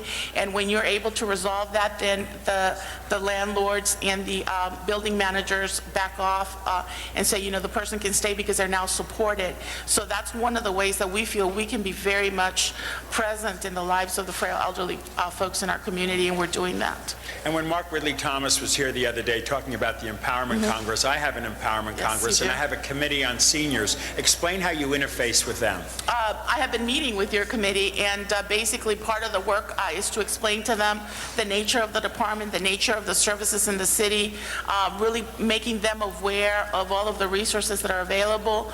In my work with your committee in particular, we were looking at concerns that they had in terms of the ability of the Department of Aging and the Department of Recreation and Parks to collaborate closer. And so as a result, I know that they were going to be making some recommendations to you on areas they wanted us to do further exploration. But I do that with several other groups as I'm called to meet with them. So I'm always looking forward to any opportunities to meet with members of the community. And I urge my colleagues, I know there's a lot of chatter around the horseshoe, but we're all going to get old if we're lucky. And if we do make it to be a senior, we're going to need services and support. The mayor and I have had a conversation or two on this, and I know there'll be initiatives in the months ahead and the years ahead where seniors get the same kind of support that they should be getting from our great city as we are doing that towards young people. And if we can tie the two together in various ways, that's even creative thinking and thinking out of the box. So I want to thank you very much for the report and for informing our folks. And folks, turn to Channel 35 and look at those programs, or go online. And what's the website again? Networkofcare.org. Networkofcare.org. Thank you very much. Thank you. Thank you, Mr. President. Thank you, Mr. Rosendahl. That is the queue here in council, so let's go ahead and open the roll. Oh, I'm sorry, Mr. Labange, do you want? Not for some reason. Go ahead, Mr. Labange. Okay, thank you. I'll Mr. recognize. Smith, too. I'm sorry. Mr. Smith, you're older. You go If anybody first. else will raise their hand who wants to speak, it's not showing up on the queue. By about a month. Mr. I Smith. got no hair. And then Mr. Labange. Go ahead, Mr. Smith. Thank you very much, Mr. Labange. Just a question. In the budget process this past year, we put in some money for a needs assessment project, and we're wondering what the status was that. The budget allocation that was made had 3 recommendations that were being brought by the CLA, and I believe that's where the confusion arose. The part that was approved was the department's recommendation, which was for the development of a civic engagement program, not for a specific needs assessment. The department actually engages in needs assessment as an ongoing process of what it does in terms of its area planning. For example, we hold public hearings annually, and we actually do a very extensive needs assessment every year. I would like to see what you've gotten out of that. Okay. Because I want to make sure that our delivery system is matching the desires of the people in the system. Absolutely. But my recollection was that the engagement program was put in the UB for further development, and a separate motion by Mr. Rosendahl was to fund a needs assessment project. That did not move forward. Ms. Sisson, do you have any, or Karen, Sharon, do either of you have a recollection on those funding elements?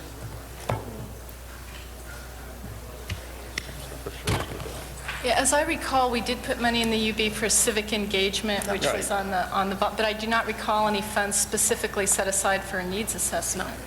Well, okay, we'll have to go back and check. Right, And Sharon, so if you could, Mr. Rosendahl, I thought, did a motion in committee on a money for a needs assessment project in the aging department, not the civic engagement program, but separate motion on that, which I recall I seconded it. And I thought that was part of the final budget report from council. Could you check that first? Because Karen says that wasn't her recollection. I don't recall that, but that I doesn't don't mean it either. didn't happen. So. I think it was in there. I think that was as part of the council I thought committee so too, 'cause actions that was adopted by He council. made the motion, and I seconded it. I'm pretty sure we did that. So I'd appreciate if you check back. Maybe someone's dropped the ball there, but I believe we gave you money to do a really extensive forward-looking needs assessment. Because as we look, Mr. Rosendahl, we see a growing aging population and a kind of a limited amount of money that you've been getting over the years, kind of flatline almost, and some programs have been reduced. So I think we wanted to look at that and make sure we're getting bang for our buck. And so Sharon, if you please report back to Mr. Rosendahl, I appreciate that, and maybe we'll have a further discussion with you on that then, but I think that was budgeted. Thank you. Okay. We have Mr. Labange, Mr. Reyes, then Mr. Rosendahl.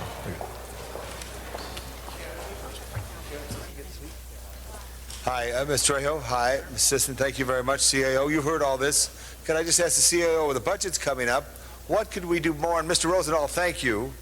Mr. Smith, thank you. What could we do more to advocate? Because it's a very important issue. Well, I think one of the things that Aging Department does very well is leverage both its grant resources and its general fund resources. And I think if we can look for other opportunities to do that, I think also the Civic Engagement Program has a lot of potential in terms of seniors helping seniors, but also seniors helping others. And to the extent we can leverage those existing programs, I think we're all better off. Having said that, clearly if we find that the money is there for the needs assessment, we should wait for that assessment to come in and then let that needs assessment dictate where we should set our budgeting priorities. This last Sunday night, Mr. Weezer was honored, and I know Mr. Weiss in the past was honored. Some have been honored by Alternative Living for the Aging. Are you familiar with that organization? Yes. That's a key thing where they bring seniors together to live in somewhat a different pattern and maximize the social experience, the life experience. So I just hope, and the one thing I did ask for, members, you know, we talk about bonds for street improvements, we talk about bonds for parks. I would like to see a bond for seniors, you know, but before that, to see whether we're maximizing all our recreation centers, maximizing all of our other facilities. But I would love to see us really try to do something for those who work so hard in life to have a nice opportunity to enjoy and work with seniors. In my district, with Mr. Garcetti's help, and I thank you, Mr. Garcetti, led by an effort to build a senior center for Silver Lake with the old trailers from the old Griffith Observatory.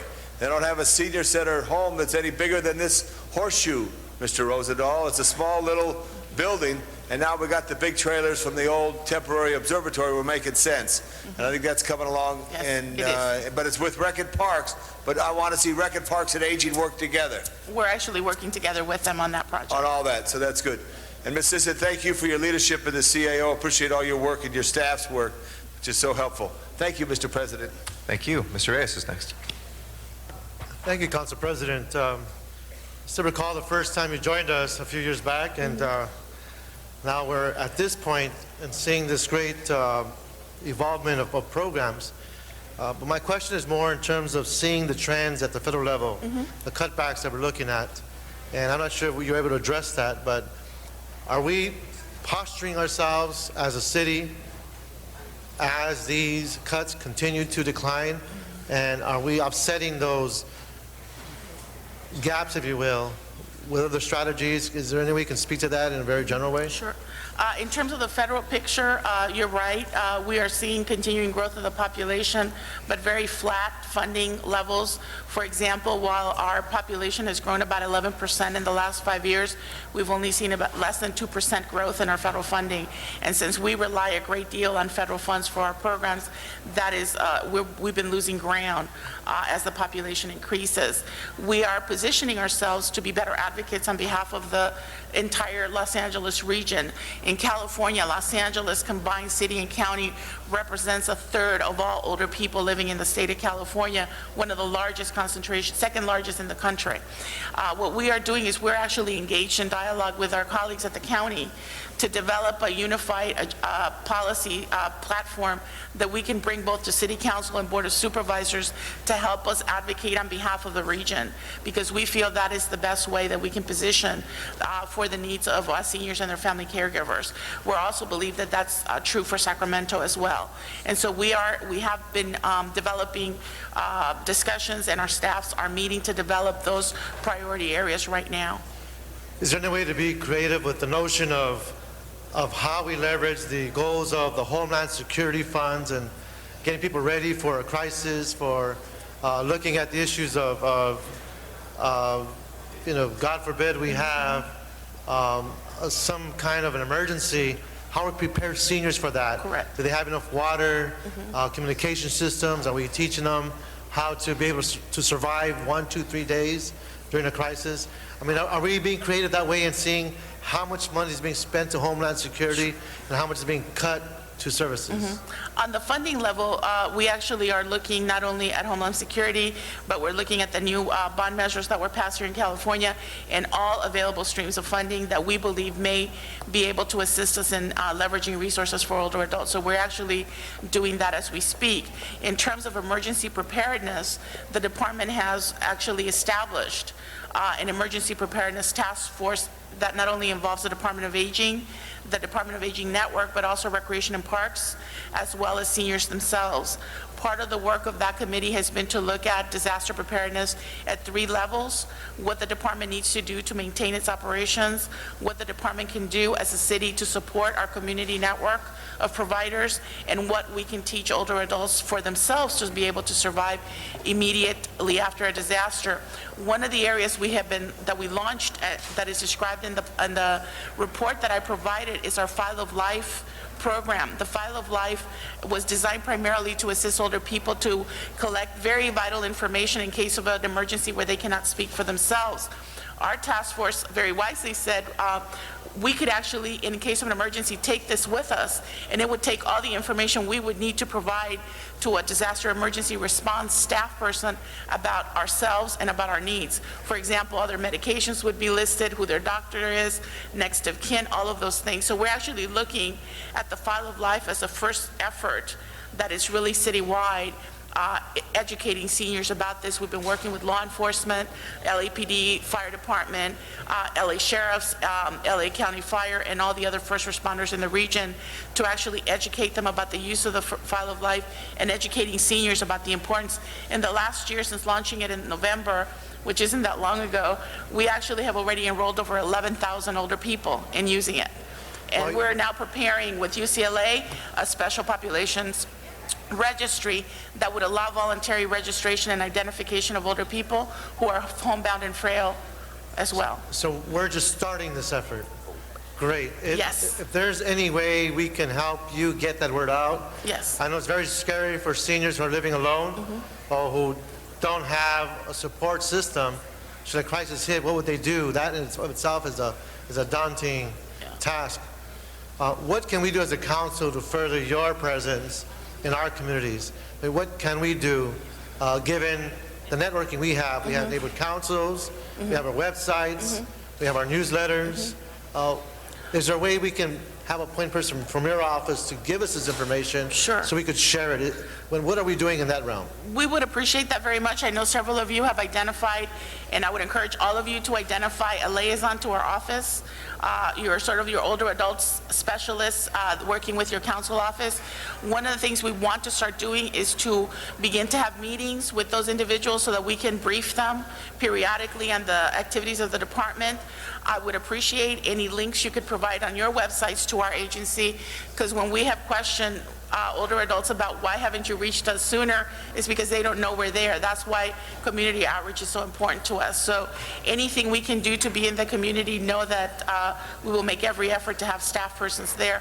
I particularly want to thank, for Councilmember Wesson and Councilmember Perry. They put on some huge events, bringing seniors from the community to on an annual basis. The department would be happy to work with any of you who would want to develop such events in the community to reach out to older adults. That's a really good way on an ongoing basis also to educate leaders in the community about the availability of services within the city. Fantastic. And just in closing, well, thank you for your effort. I know it's rather challenging working in a city that's over 3 million. Yes. I'm working with 15 different districts. But I'm just assuming everything is in multilingual, multicultural fashion? Absolutely, sir. Thank you very much.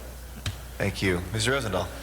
Yes, Mr. President, thank you. And for the record, I do have senior moments because I'm almost 62, but it's not as serious as it will be as I get older. But I did ask for $500,000 being allocated, and I'm going to read you just a quick sentence. Aging, provide funding in the inappropriate balance pending a report from the Department of Aging on the potential uses for the funds, including a pilot civic engagement program, that's the one. direct services to seniors, and also a strategic plan for senior services, which can be used for planning purposes, including transportation, infrastructure, and program needs. And Sharon, could you sit down there? And here's the good news. Yeah. You have $300,000 that you have not tapped into, Correct. which you can tap into, and it was $500,000, so we have another $200,000 that can follow up. Sharon, how can we move forward with this now? The instruction at the time the budget was adopted was for Aging Department to report back on how they would plan on using these funds. So all Aging needs to really do is to report back on their strategic plan, on whether they want to use the funds for strategic planning or whether they want to use it for transportation, civic engagement. It was incumbent upon the Aging Department to report to you on how they thought to best use the funds. Which is the report that we actually have been working on with the CAO, which is a civic engagement program. Yeah, but the other parts are as critical to me. I met with a group of seniors the other day. They want to get from the Mar Vista Gardens housing project to the Venice Clinic. They have no transportation. You know, we need the Dash in my district. I have a lot of seniors and more seniors every day. And so please take that money and wisely spend it with a projection on it, so when we come back to the budget process, we can see how much more money we should allocate. Also, I'm looking forward to a bond measure. When seniors know that the bond money will go to help them, they will vote yes. Seniors matter, and therefore, please move forward as quickly and expeditiously as you can. And I thank you, Sharon, for sharing that information. Appreciate it. Thank you, Mr. President. Thank you. Any other members wishing to be heard on this? If not, let's go ahead and open the roll, close the roll, and tabulate the vote. 14 ayes. That is approved. Next item, please. Next item, Mr. President, Special 1, motion presented by Councilmember Weiss and Rosendahl, seconded by Councilmember Wesson, and the city attorney will speak to the findings. Okay, Mr. City Attorney on the findings. Thank you, Mr. President. I'll recite the facts as presented to me by the maker of the motion for the council's consideration of the adequacy of the findings. Since the posting of today's agenda, the city has been notified of grading activity at the VA property north of Wilshire Boulevard. There is an immediate need to act to determine whether permits appropriately were issued before grading activity continues. Council must first make findings pursuant to Government Code Section 54954.2 before considering the substantive motion. Thank you. Let's open the roll on the findings. If nobody wishes to be heard, close the roll and tabulate the vote. 14 ayes. That is now before us. Mr. Weiss. Mr. President, very briefly, because I think we have public comment cards. I just wanted people to know that the speaker queue thing has not been working, so if you do want to speak, just raise your hand and let me know. But Mr. Weiss, go ahead. Very briefly, and I think we should hear from members of the public. Yesterday, Mr. Rosendahl, Supervisor Yaroslavsky, and I held a meeting with members of the public, many of whom are here today, and they informed us that in just the past few days, they have noticed grading and construction activity on the site of the Veterans Administration in West LA. Now, as many of you may know, that land is extraordinarily large, extraordinarily valuable, and extraordinarily contentious because were the federal government to approve new development there, it could just have a devastating impact on the west side. Well, I want to thank the members of the community who are here today. They brought this to our attention yesterday, and that's why Mr. Rosendahl and I have brought this motion in today. And after we hear from members of the public, we'll hear from Building and Safety. So if you call the cards. If there's no objection, take the cards first. We'll go ahead and do that. Laura Lake is our first speaker, and then Susan Kasamasima. Welcome. Thank you very much. I'm Dr. Laura Lake. I'm co-president of the Coalition for Veterans Land, which stretches from Pacific Palisades to Beverly Hills, from Bel Air to West LA. All of the communities are united, and I'm really proud of our city because our elected officials are united with us. And from this august chamber to the halls of Congress, everyone agrees this land should serve veterans and only veterans. And so we ask you to support this resolution.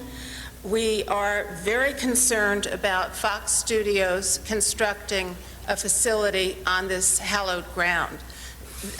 It is an outrage to send soldiers into harm's way and be selling and leasing and developing their land.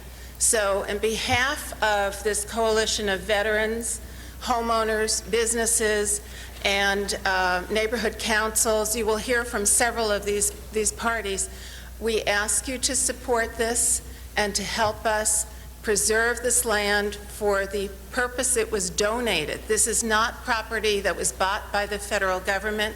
These 400 acres that Councilmember Weiss mentioned were given as a trust for veterans, and we ask you to uphold that trust and, if need be, go to court in behalf of the interests of veterans who are being defrauded of their land. This has only one purpose and one purpose only. So we appreciate your help. We view this as a very historic partnership with everyone in Los Angeles on the same page, trying to do the right thing while our soldiers are coming home desperately needing help. 1/4 of the county population of homeless are veterans. This is a shame. This is their land. This should be their home. Thank you. Thank you very much, Dr. Lake. Susan Casamasima, and then Barbara Broidy will be next. It helps to have an Italian pronounce my name ahead. correctly. I am a member of the community that abuts to the veterans' property. I'm a member of the Brentwood Glen Association Board, as well as a representative to the Brentwood Community Council. And the various organizations and groups that abut the property and live on the west side are asking the City Council to help us, because the Veterans Administration has been operating without transparency. They had agreed with the Brentwood Community Council that they would bring opportunities to the council and get their input. They've agreed that they would not do anything until they developed a specific plan, and yet they keep going around that. They think if they start the construction, what are you guys going to do? Well, fortunately, we have the support of Councilman Rosendahl and Jack Weiss, and we're hoping that you will help us to prevent this construction from continuing. Thank you. Thank you. Barbara Broidy, and then John Aaron will be next after that. Thank you very much. My name is Barbara Broidy. I'm the president of the Westwood South of Santa Monica Boulevard Homeowners Association, seat 7 on the West Side Neighborhood Council, and a member of the board of the Coalition for Veterans Land. I want to thank Councilman Rosendahl and Weiss for introducing today's emergency motion. Today, our men and women of the armed forces are fighting across the globe, and we here in Los Angeles, citizens, veterans, and the city council members remain as guardians of their home, the West LA Veterans Administration. My homeowners association, neighborhood council, businesses and resident organizations, and veterans from across the generations have taken on the responsibility as shepherds of this sacred land, which sadly more vets need today than they did 9 years ago when Congress mandated that the Veterans Department create a master plan for this land, and that has never sadly happened. Many vets can wait no longer. Many vets in the community see the outside uses of this land to be a chipping away at its status and its future use. I was at a December meeting called by Director Dorman of the VA with local reps of the neighborhood councils, where he pledged that the VA was entering a new era of transparency and improved communication. While I would venture to tell you that our current experience with the construction at the site today does not support that pledge. We welcome and urge the council's action to ensure that the VA land be used for direct services to veterans, that any relevant environmental review be done for any projects on the land, and that the council work with the community hand in hand and the veterans to ensure that this land and the donation so graciously given to our government be protected for future veterans in years to come. Thank you. Thank you. John Aaron, and after that will be Jay Handel. Good morning. My name is John Aaron. I'm a Vietnam-era veteran. I reside in the Palisades, and I'm here to urge you to support this emergency declaration. It's an opportunity for this council and this city to tell the federal government that the primacy of law and public process will be upheld within Los Angeles. For the last 9 years, the VA has been in contempt of Congress by failing utterly to comply with public law that requires them to give us a master plan. They have proceeded absolutely without transparency, and with the connivance of PricewaterhouseCoopers, they have just subverted any common sense notion of what commercial development is. They literally redefined the word commercial by saying that if we develop something on this property and the use is consistent with the needs of the VA, well, that won't be commercial. I'm sorry, if it's done for profit and the landlord's going to make money, it's commercial. It violates the trust under which the land was granted by private individuals to the federal government for the permanent maintenance of a veterans home. It violates Cranston Act. It violates the trust that the community, the state, and the nation owe to our veterans. Thank you for your support. Thank you. Jay Handel? Welcome. Good morning. My name is Jay Handel, and I belong to all those different organizations. The reality here is, yes, we all want to save the land for the veterans. Yes, we want the veterans to have the very best of health care and best of services that we can give them. But the truth of the matter is, what's happening here and what's before you today is the fact that we have issues of them building things with no permits, no notification, no transparency, and using our streets to dump those cars out on. Where's the EIR? Where's the transparency? Where's the damage to our community? Okay, yes, the land and saving the land is our primary purpose, but the reality is, read Steve Lopez every other day today. You can't drive on the west side. You can't move on the west side. First it was rent-a-cars being stored on the property. Then it was maybe a Cirque du Soleil on the property. Now they're building physical buildings. They have transgressed the boundary of honesty, and they are now infringing on the City of Los Angeles' rights and on our codes and sections. So what this really addresses today is to find out who's really responsible for the building permits, where are the filings? Is it the county? Is it the city? And by this emergency measure today, we will begin the process of finding out and making the VA accountable for where they need to go in order to do proper building, should they attempt to do any more building on the property. And in my last 28 seconds, let me just say thank you to Councilmen Weiss and Rosendahl for pulling that meeting together with Zev yesterday and being willing to come forward and take this motion in front of all of you today. And I ask your consideration to back them 100%. Thank you. Thank you. On the balance of your time, Mr. Weiss, and then Mr. Rosendahl will follow. Thank you, Mr. President. Mr. Laura is here from Building and Safety.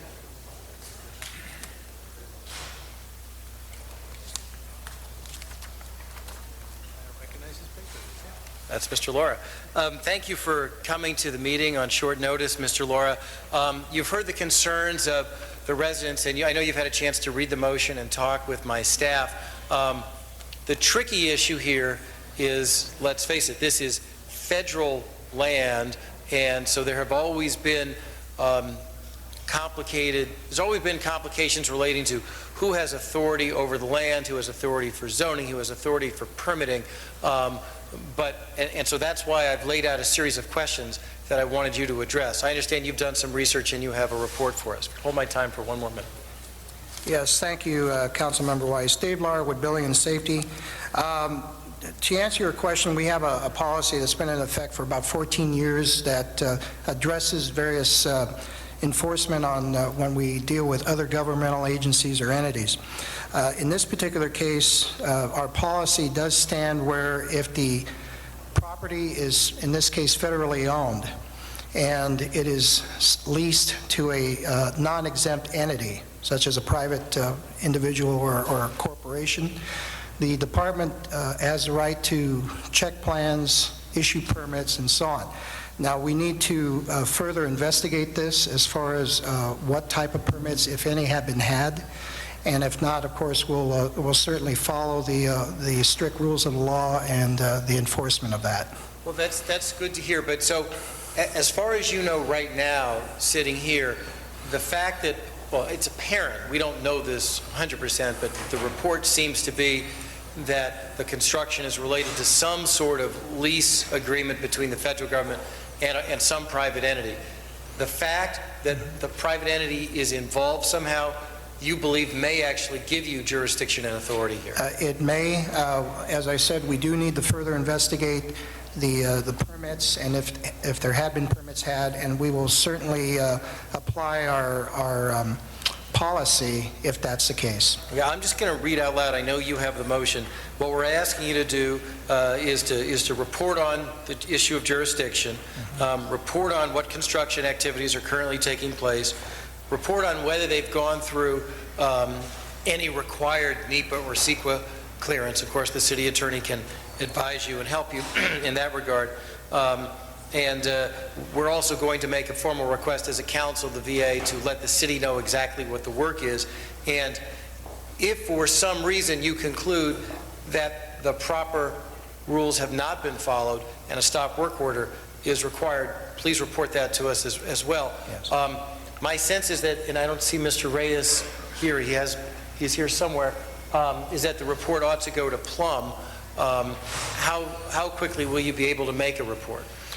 I've already asked our inspection division to start investigating. We're hoping that we have some preliminary information as soon as this Friday. With that, we may be able to report fully in about a couple of weeks. Well, so my request would be, let my office and Mr. Rosenthal's office know the minute you get the information, and Yes. then we'll work with Mr. Reyes to schedule a formal presentation. I think it ought to be in Plum rather than in full council. Thank you, Mr. President. Thank you, Mr. Laura. Thank you, Mr. Rosendahl. I want to thank Mr. Weiss. Jack showed real leadership yesterday in a meeting with Zev Yaroslawski and myself, and aggressively suggesting that we do this action here today. It's absolutely the right thing to do, folks. The reality is, as a veteran of the Vietnam era, that veteran's property is sacred land for veterans and should be used for veterans only. There should be no commercialization there, and we need more services there. We're in another war, and I know anecdotally that facility does not have all the resources it needs to treat the men and women coming back from the Iraqi and Afghanistan war. So it is really deplorable that any other kinds of activities would take place there. I'm very grateful to the community for bringing it to our attention and for the quick action that we're now taking here as a city council. I think Mr. Weiss framed it just perfectly as the issues need to be discussed. Plum will take it. You know, this is our land, even though it's federal land. It is our land. Jack has it on one side, I have it on the other side, and together we're joined with Zev Yaroslawski. Mr. Labange. Thank you very much. Thank you, Señor Labange, Mr. gracias. Rosendahl, Mr. Weiss, and the Señor community that's here. Rosendahl, Early la on, I comunidad remember está working for aquí. John Ferraro on the United States Post Office, wanted to put in a postal. Antes en el It's correo there at 3rd se quería and poner Western una right now, 3rd estampilla. and Western. It's the Nat King Cole Station, but it's 9004, and I remember meeting with the official from the Yo federal me government. acuerdo He said, que I'm here estuve con los just as a oficiales courtesy. del gobierno I'm not federal como going to do cortesía. anything that you may require me, because it's federal land, because it's not in the Es un city, it's not in the county. It's a terreno problem. federal, no está en Support la you strongly ciudad, on no this. está It's nice to en see el the condado. community out Yo here. los apoyo. Just want to think it's Yo very como veo important la that we look to the comunidad, future to build housing es for importante veterans there. que nosotros There's a lot of veamos veterans el and, futuro y hay who are muchos living on the streets of Los veteranos Angeles ahí right now que están that should viviendo be in en las housing, not in calles some de Los commercial Ángeles, que development. deberían de And estar I en una work in the casa y no community debería de process, ser because this is the un first time, and I desarrollo want to say, Laura, like, comercial. it's been a while since I've seen you, but I Es hear la that strong primera voice vez that que it yo should be quiero used for decirle a veterans' Laura, needs. esa es And I una know, voz Mr. fuerte que Rosendahl, you're a tenemos que champion of usar that, para because los you are, veteranos. and Mr. Smith, the only two Señor veterans Rosendahl y on señor this Weiss, city yo sé council, that we que have to somos make sure veteranos that whatever del message we Consejo telegraph Municipal, tenemos que to asegurarnos the federal government, that it should be used for veterans' Tiene que needs. ser It's usado so a shame that they would try to make a necesidades commercial veteranos. development which Es una doesn't need pena que it quieran at hacer all. un desarrollo comercial And I donde just no want to se thank you necesita for the para community to nada. come down, Yo les and then quiero later on, agradecer I a know la the parkway that comunidad has por been haber venido. developed and the focus on Veterans Parkway, the need for housing for senior veterans, and get them off the streets of Los Angeles, because they paid the greatest price of all. Service to the country is so important. So I just want to ask for a little friendly amendment where that we Yo nada más encourage quiero una the enmienda federal nada más para government to make sure that it animarnos al gobierno stays as federal federal use para and also mencionar lo provide que es housing for veterans uso there. federal y para hacer I casas want to make para a friendly veteranos amendment. ahí. Quiero Joy? que se haga Just una say in enmienda. response to your amendment, I do believe that in the past, Mr. Rosendahl and I, and before Mr. Rosendahl, Ms. Misikowski and I, put the council on record opposing the type of commercial developments that had been contemplated at the VA. Now, Mr. Labange, just so you know, one of the main concerns that we've had in the community in the West Side has been the Veterans Administration's decision basically to ignore us and not include us in the planning process. So I don't think there's anyone who's against using the property for additional housing. But the way things stand right now, what we want is to be included in the planning process to begin with. And so that's why I'd ask you if you could just, the sentiment is good, but I don't think we as a, no, can I finish, Mr. Labange? I don't think that we right now ought to be on record supporting one type of development or another there, because what our main goal right now is to be included at the table in planning the future of that property. So I'd ask for you to defer on that. It's a noble sentiment. None of us disagree with the sentiment, but that shouldn't be the official position of the city right now. The official position of the city ought to be the city wants to have a place at the planning table. Mr. Rosendahl? Yes, Mr. President. Mr. Labange, your heart's in the right spot on this one. It is truly where it needs to be. But Mr. Weiss is absolutely right. We're focusing on a particular situation now from building and safety. And I'll tell you why. We will go forward with other motions about that property. There are rumors on the street coming from Washington that they're thinking of enhanced leases and make more commercialization. When we hear that, if that's officially happening, will be a time for a lot of other motions. Bobby Shriver of Santa Monica and I are looking at 3 vacant buildings right now to flip it to permanent housing supportive services for 600 homeless veterans. We have thousands of homeless veterans in our city, and that facility should be used for veterans. We have literally hundreds of veterans coming back from Iraq who are injured here in this area that are not getting adequate support. This administration in Washington sends people to war, but they don't give enough resources to take care of the veterans when they come back. These are issues we will deal with at a later time. But what we want to do clearly with this Rule 23 is look at the planning processes they now have and see how we can inject ourselves in it. But I look forward to co-motioning with you or seconding motions with you, whatever, to keep that sacred land as it is. It was donated by public citizens who gave this land, private citizens, that this would be for veterans only. And we see manipulation happening of it that is absolutely out of line. And we will be further talking with you about that. To my colleagues there from the 5th and 11th, if you say that we're standing up for veterans, and you say that we're standing up for housing, at the same time you want a seat at the table, won't that tell the federal government that we're noble and we want to try to do that? Mr. Labange again. Mr. Weiss, real quick, the city attorney on the Rule 23, I think, wants to make sure that we keep it narrow since the Rule 23 was on something We should stay within the specific bounds of the motion itself because this was not agendized today. The friendly moment, the friendly. Well, that could be fashioned as a report back, but we Okay, should but let me stick just with it. ask, okay, if the council doesn't do it, is this, and if I'm out of line, let me know. The community supports the friendly notion that housing should be put there for veterans, not commercial development. You support that? Rise if you support that. That's all I want. I think we'll have this argument all the time. This is federal land for veterans, and I think it's important that we make sure it's used for veterans. That's what the community said. And housing is real important. And people are sleeping out here who came back from Vietnam and Iraq and Afghanistan on the streets. Mr. Weiss? Mr. City Attorney?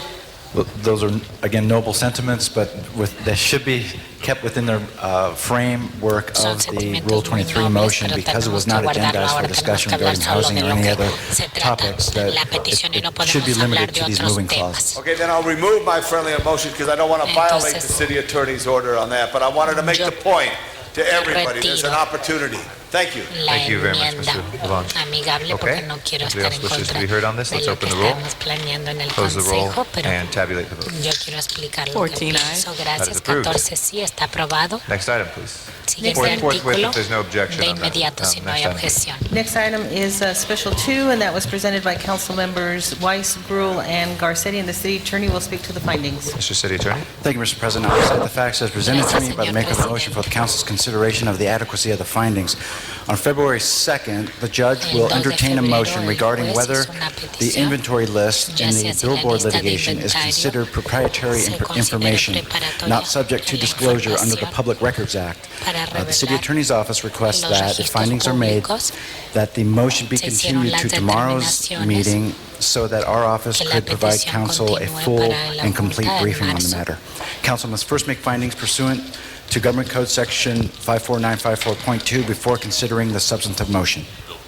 Thank you. Anybody else on the findings? If not, Gracias. let's ¿Alguien open our más roll, quiere hablar en close the roll, and las have it. determinaciones, tabular los votos? 14 ayes. Okay, that is 14 approved sí, now está be before us aprobado. under Rule 23 of the council's rules. Mr. Weiss.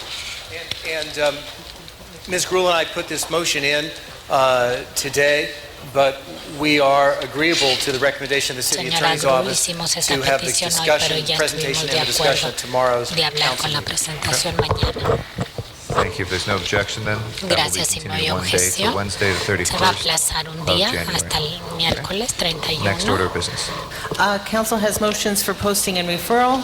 Those are posted and referred. There are excuses on the desk. Hay Councilmember algunas Weiss personas requests que no se excuse van a Wednesday, poder February presentar. 13th to arrive at 10:30, and February A las 21st to leave at 10:30. 11:30. Those all meet A council las 11:30 policy. va a llegar.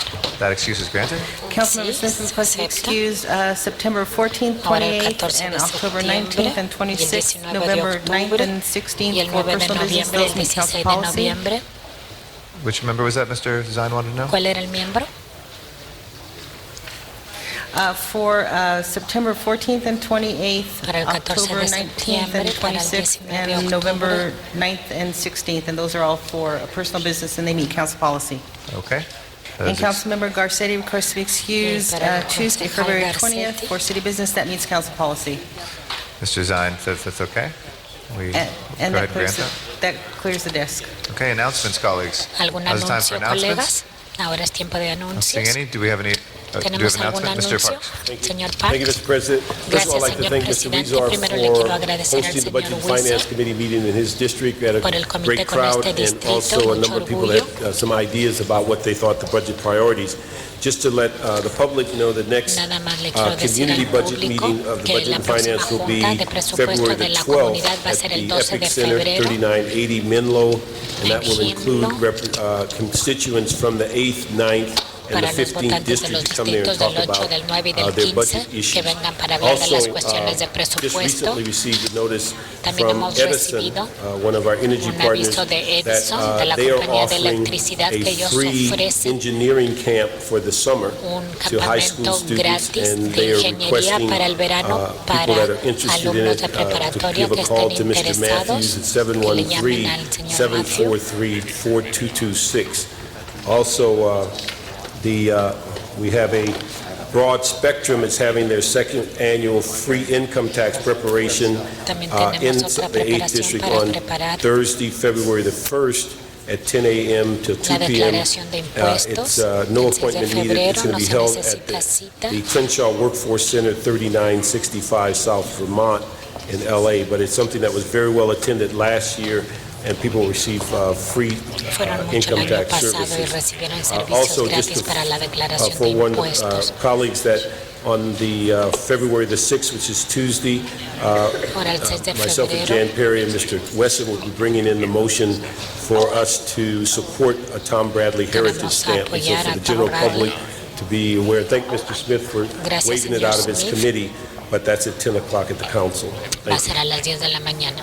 Any other announcements, colleagues? ¿Algún otro anuncio, colegas? Are there any adjourning motions for today? ¿Hay alguna Anybody have any? petición I can ask everybody in para council chambers prorrogar? to please rise. A ver, por favor, de pie todos.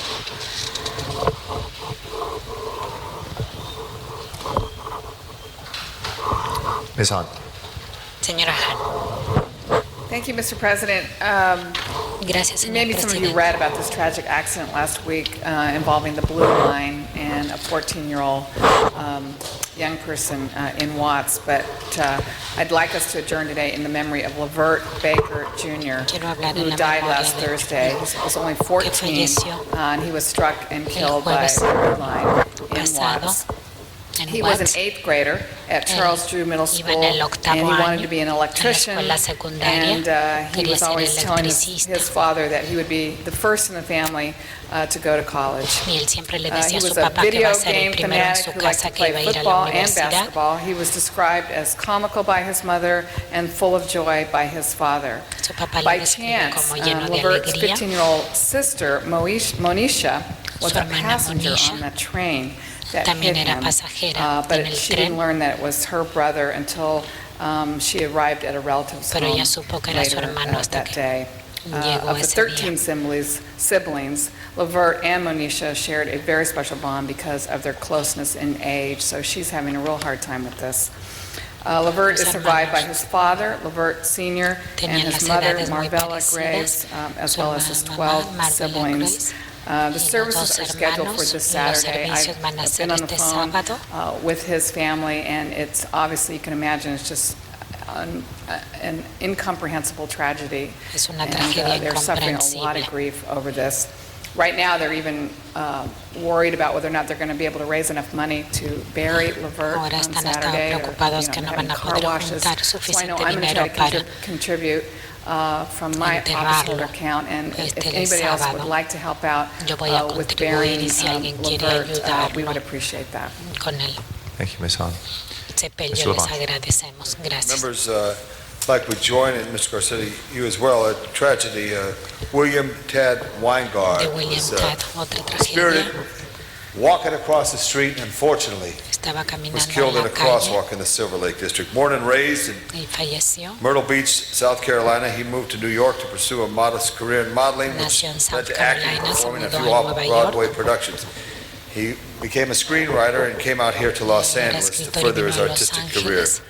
He touched many lives in his life, and he always had a very positive attitude. He's survived by his partner, Mark Frankel, his parents, the Reverend Weingard, and his sister, Amy. I ask we adjourn in memory of William Weingard.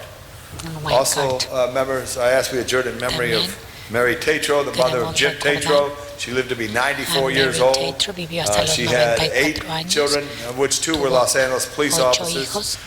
Very wonderful woman, and had many, many grandchildren and great-grandchildren. Mary Tatro recently passed away at 94 years old. Also, a great Bruin, Casey Yang, who was the first Olympian medal winner for his native Taiwan in the 1960 drama-filled decathlon, where he in Rome battled with our Rayford Johnson. He was a very great role model for many. He also competed in later Olympic Games. He's survived by his wife Daisy and son Cedric and C.K. Jr. C.K. Yang passed away. And finally, from our city family here, the mother of our very own Tony DeClue passed away. Lenora Hope DeClue, a longtime resident of Pasadena. She grew up in Hawaii. She came to Los Angeles, had a beautiful family here of 7 children. I ask we adjourn in memory of Lenora Hope DeClue. Do all members on that, and Mr. Tatros, the mother as well. We also have the passing we just learned of Chief McDonald's wife, mother passed away. And we will have details on Chief McDonald's mother's passing as well, but our thoughts are with him and his entire family.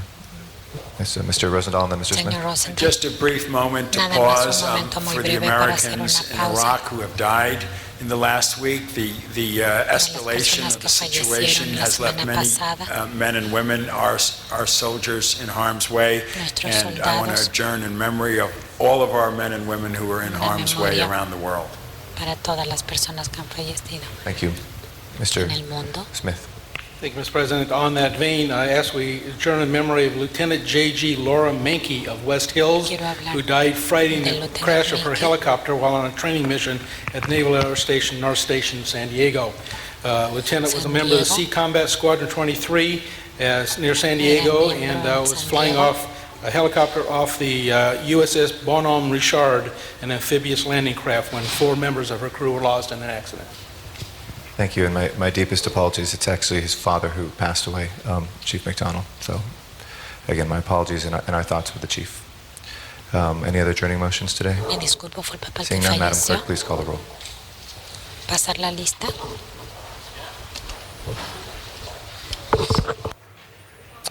Thank you all very much. We'll be next in session tomorrow. That's the 31st of January at 10 a.m. Wednesday here in council chambers. Have a great day. This meeting of the Los Angeles City Council is adjourned.